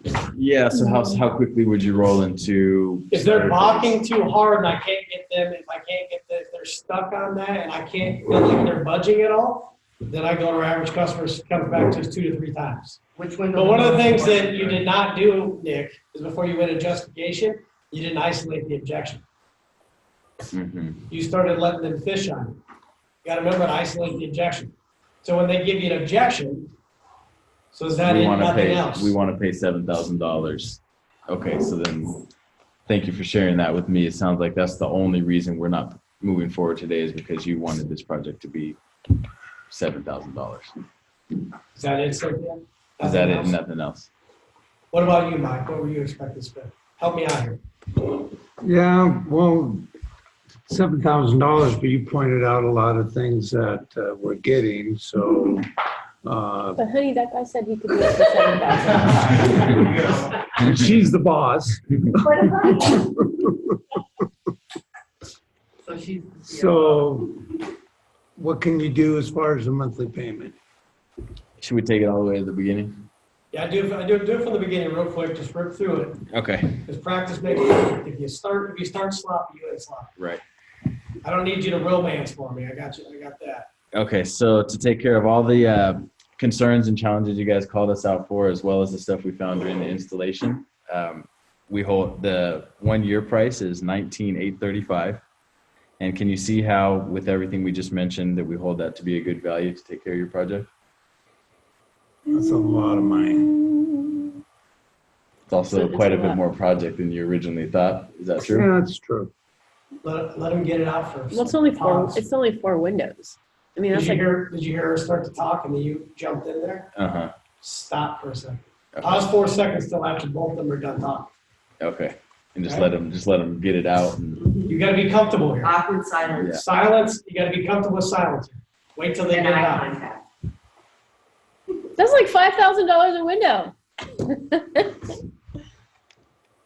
She's good at math.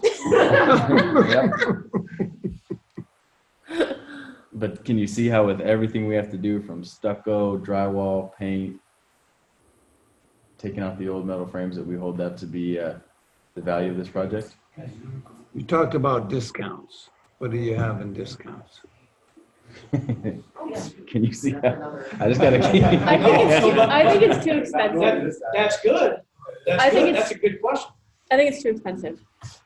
I get that all the time. I got this discount here. So you do, we're not asking you to pay this, but can you see how with everything we have to do, we hold this?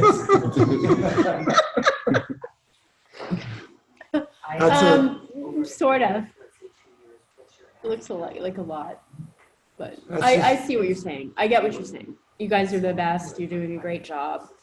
You don't do that, what's it called, retrofit? Correct, You yeah. don't do that. What else? Okay, well, yeah, I mean, it still seems like a lot, but I get it.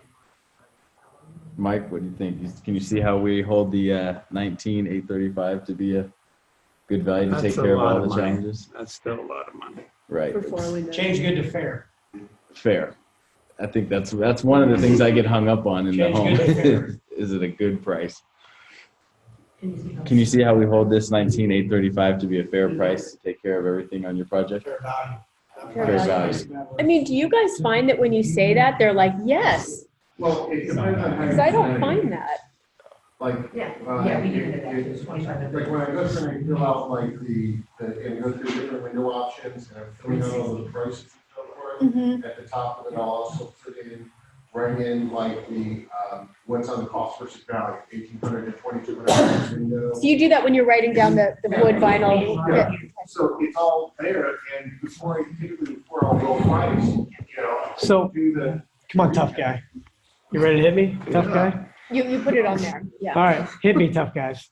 All right, so guys, honestly, you guys have been dealing with this problem for the last 6 years, right? And Oh, yeah. congratulations on being at a point where you can finally start to look at getting this taken care of. And, so I just wanted to reiterate a few things that we had to take care of, yada, yada, yada, yada. Not to mention the reasons that we found on the inspection that were happening through here, some major concerns that we didn't get to. It would probably get a little bit worse over time. They're definitely not going to fix themselves, right? And again, remember, we're not just shoving something and glue it in place. We're making sure we're taking care of that problem permanently for you. Now, can you see with everything we got to do to take care of all the challenges you call us out here today, not to mention what we found on the inspection, how we hold basically 19,835 as a fair value to take care of the project on you and your home? Kind of high. That's high. I don't think that's super fair, but, I mean, I get that that's how much, that just seems really high. It's a lot higher than I thought it was going to be. Okay. Well, thanks for sharing that, Cynthia. It sounds like to me, basically, if we had to get into this about 6 years ago, you probably would have liked it a lot more, right? So obviously, it took a lot, there's a lot of project going on through here. Would you agree? But the window's just not as easy as just basically taking 2 sashes out and glue it in place. If it was, we'd take that cost down a lot. But remember, that wasn't even an option on your house, right? Yeah, there's more work than I thought about. Now, we're not asking you to pay the 19,835, but all I'm sharing to see is you can see with everything we have to do to correct the issues on your guys' house. Remember, if we got into it sooner, it probably wouldn't be as bad as it is now. How we find that as a fair value? Maybe a starting point. How's that? Well, I'm not asking you to pay it again, but I'll take that as a I mean, yes. I don't really, I'm not a window expert. I don't know how much it costs, but I know people that have gotten it done for less. Of course you do. They're probably the people that basically lick and stick is what we call them in the industry. And out there, don't get me wrong, as I shared with you earlier, you'll find a cheaper price all day long. But again, you did share with me you want to do it right the first time and not touch it, right? Correct. And unfortunately, it is what it is as far as the investment. That's what it costs. That makes sense? Yeah. And you can, out there, if you subcontract and take all the different take the stucco and the drywall and all that stuff off and you had to manage all that, there's value in your time too, right? Absolutely. Okay. So again, we're not asking you to pay it, but thanks for at least seeing what the value is inside of that. And I'll take that as a commitment. Okay. I'm not going to beat the yes out of you, but I'm going to fight you on it and make you at least see the value and paint the picture for you. Before you roll the discount. Before I roll the discount. I'm not giving you the discount that you commit. Because if you don't at least give me a half-ass commit, then I didn't fight for what my value was. Okay. Make sense? So again, we're not asking you to pay that because you did call off promotional discount, probably the best one I've ever seen. I mean, that's going to save a tremendous amount. Look, $4,959 off the project, took a total investment down to only $14,876. For more of our savvy customers do, they open account, 12 months, no interest, no payments, basically, or more of our savvy customers open account at 60 months at $235 a month. Let me ask you, when it comes time for you to do the project, how's that $235 a month fit in the budget? That part's more doable. Still kind of a lot. I mean, just the overall thing is high. What's the interest? $6.99? Yeah. I think we can get a cheaper one if we do from our mortgage company, our bank. Don't you think? I think our bank does like 4.5. $4.99, but We should check that. we haven't even started that though. But it sounds like to me, if you did a project like this, that basically you definitely have to pay it monthly. Is that what I'm hearing? Yeah. Okay. Yeah. So really the fact of the 6.99 is really the reason we couldn't earn your business. Is that it? Nothing else? I'd like the payment closer to 200. Okay. So if the payment were closer to 200 and basically that interest rate were maybe to do a little bit better, explained a little bit better for you, is that what it would take to earn your business and nothing else? That would help. What about you? Is there any Cynthia? more discounts? Well, if there was, would that be important to you? Well, what's the best you got? Well, I'm not just going to remember earlier we shared with you, I don't give and just I just don't give and take it away. So again, real quick, let's talk about the interest rate first, right? So we're talking about two completely different things. First, I got to get you okay with the interest rate or we're not moving forward anyways, right? Is that correct?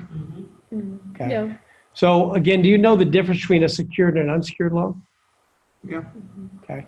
So what is that? And just my curiosity, just so that way I make sure that we're both on the same page. Maybe you might teach me something. Well, basically, a secured loan it's tied to your house generally if it's a home improvement, and they can put a lien on your home. So that would be kind of like your home equity loan, right? Yeah, exactly. And then how long does that generally take to get one of those put in place?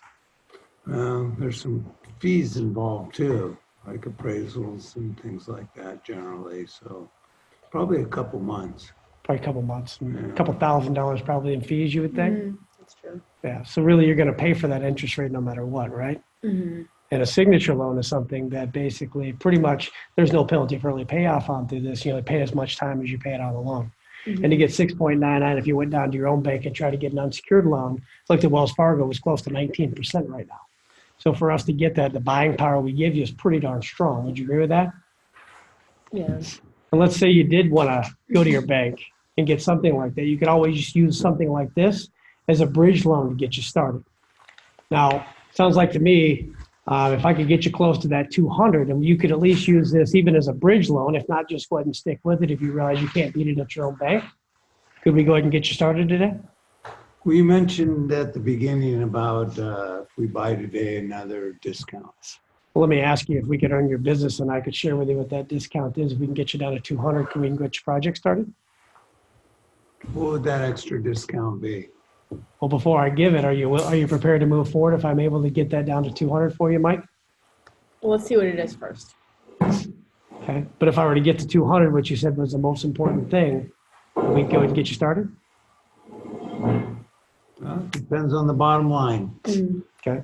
So what you're telling me, if I'm at 200 and the bottom line looks more basically favorable towards you, say it was more like 12.9 around that area, would that 12.9 and get that close to 200? Is that what it would take to earn your business today? You're getting closer. Yes or no, Mike? Getting closer. Okay. Well, you can keep an open mind to a good offer, right? Yeah. Okay. Let me ask you, how much, when you guys thought about doing a project like this, how much money did you guys set aside to do a project like this? Well, I mean, wasn't really, we're just getting quotes today. Well, no. You told me there's unsigned price or payment, Cynthia, so I appreciate that. But on the other hand of it, you did share with me basically if I could get you closer to 200, you'd be interested in seeing what that would look like, right? So there's nothing, you guys did share with me nothing besides price or payment. So if I'm able to meet your terms on through there, please don't go backwards on me here. What just changed? Is it maybe you don't have that much to put down? Is Well, I that just what? know if we're ready to commit today to it. Okay. Well, you waited 6 years. I guess what's going to change? What's going to change tomorrow that's not going to go today except for paying more money? Mhm. Well, I always get 3 quotes for everything. Okay, so is it safe to say that basically when nice people like yourself tell me they get 3 quotes, generally means they're looking for the best quality products, best service guarantees for the cheapest price? Would that be safe to say? Because that's what you'd be looking for if you went and got other estimates? Okay. Well, guys, I've been in this industry a long time. Remember, we did share with you, did share with me a minute ago that you're 100% confident trusting Dreamstar Remodel to do the project for you, right? And we did share, so we know it's not the company. So what about, the product? The product with the Duracast we shared with you, right, was basically not only the colors choices, but it took care of everything you guys needed to take care of on the project that, hopefully we should have gotten to a little bit sooner to create some of this, the lesser cost aspect on through here. Is there anything else you guys are looking for in the product? Well, the product seems good.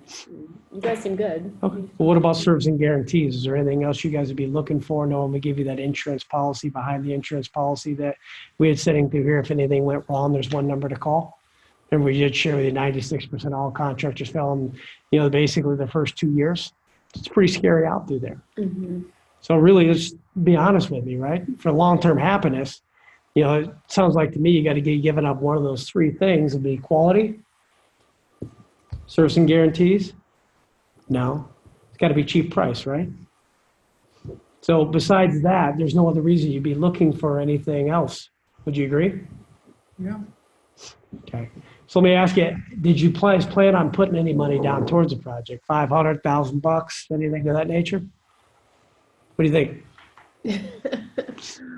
I don't know. Maybe we put down a couple grand. Yeah, $2,000. Are you comfortable with that? Oh, Yeah, 2 grand. All right.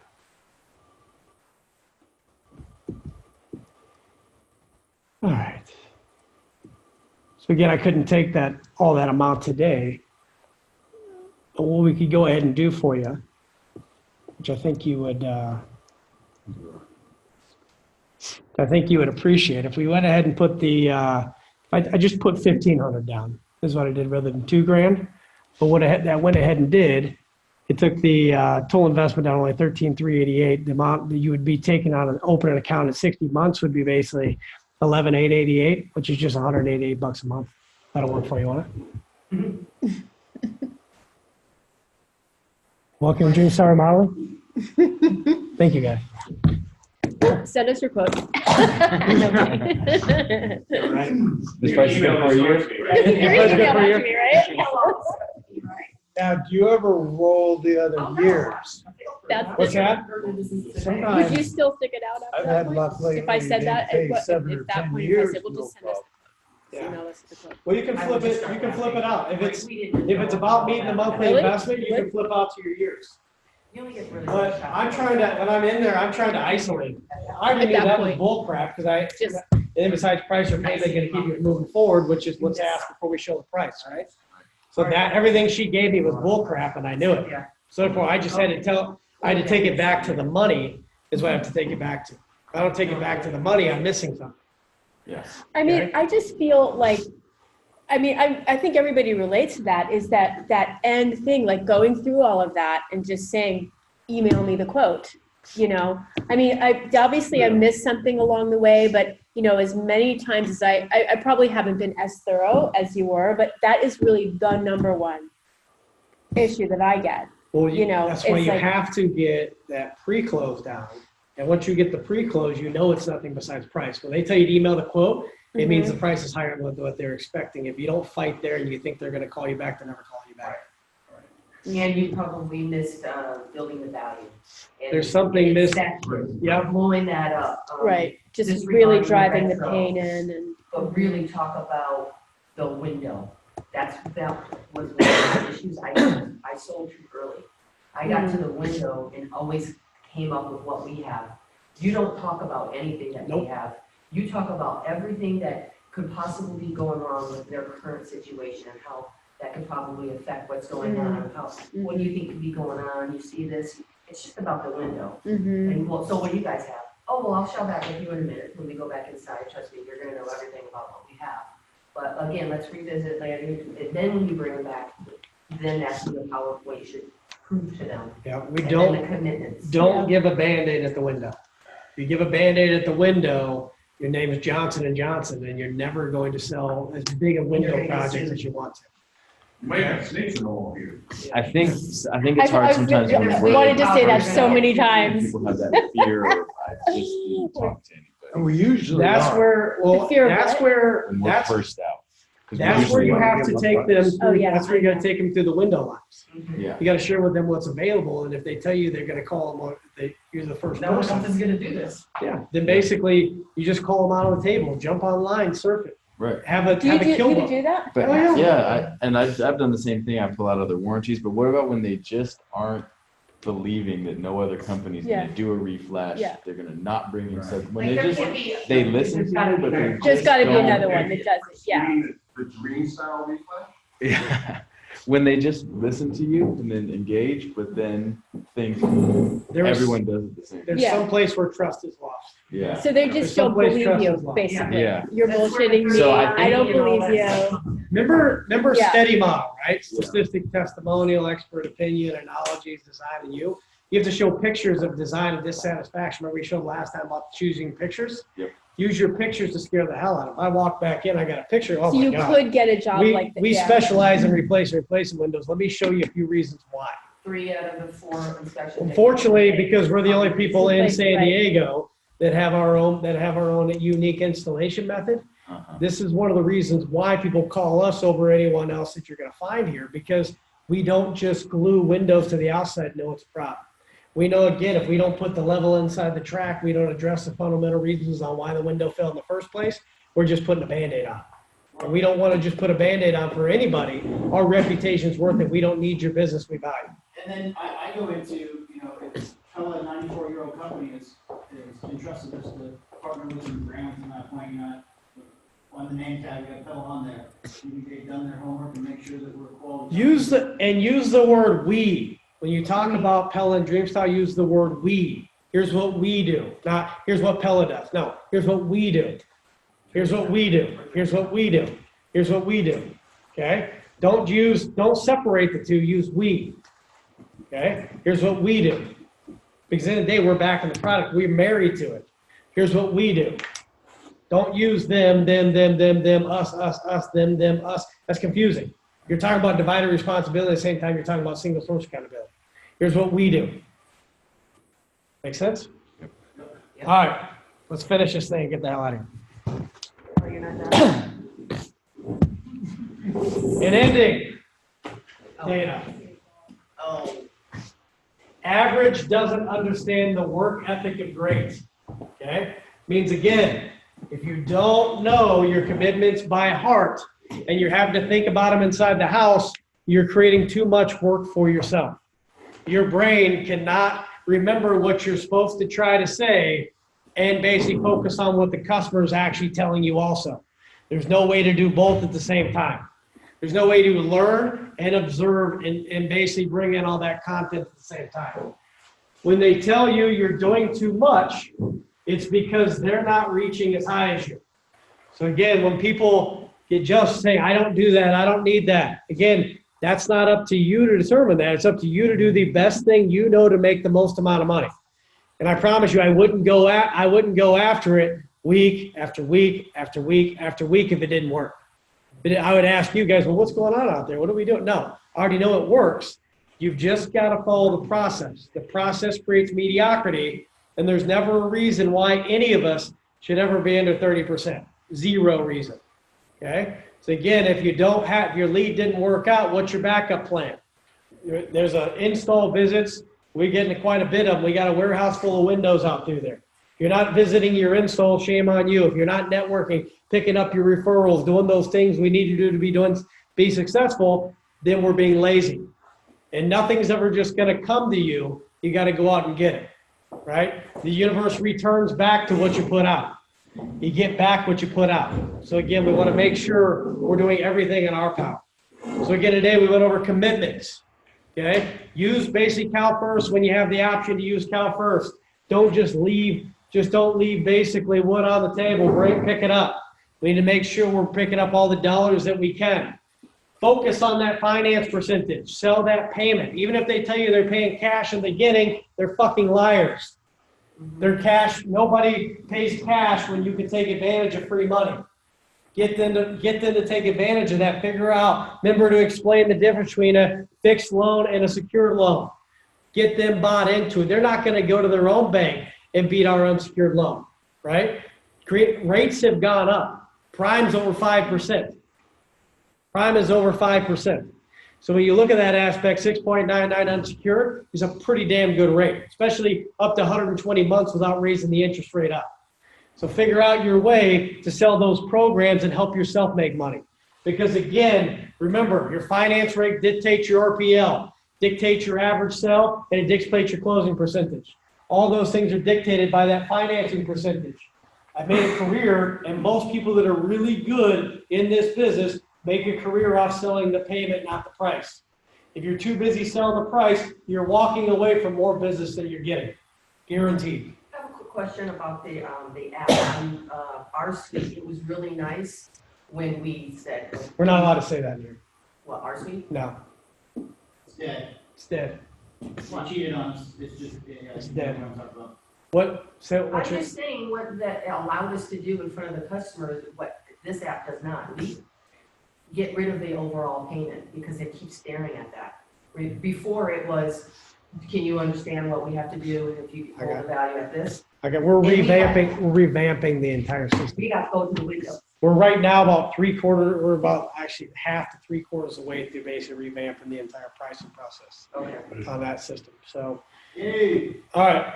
So with that, what's that? 2025. Or we can change it, or? You can. All right, so I'm getting out of here. So let's do it. All right. So Nobody. That's it. Who did? Who did think gonna be so calm? Nobody. Have a good day, guys. Appreciate you. How you doing? The meeting's over, man. You're ready to go. Make one of these blank if you don't mind. Thanks, Dustin. I'm going to. I gotta go. Hi. Oh, a lamp. Bye, Mark. DB is me, Charlie. Thanks. Okay. Hope you're feeling better, Dustin. Hey, too, if you guys saw this on the table, hey, you saw this on the table? This just gives the explanation of basically how the best replacement windows are, what the criteria is actually given right through. Can we get that printed out in the 350 series out there? You can do whatever you want to do. Well, if you're smart and you don't sell vinyl, then it doesn't matter anyways. Justin, will you send us that, whatever you have? Yes, sir, I will. Thank you. Have a good day, guys. You too.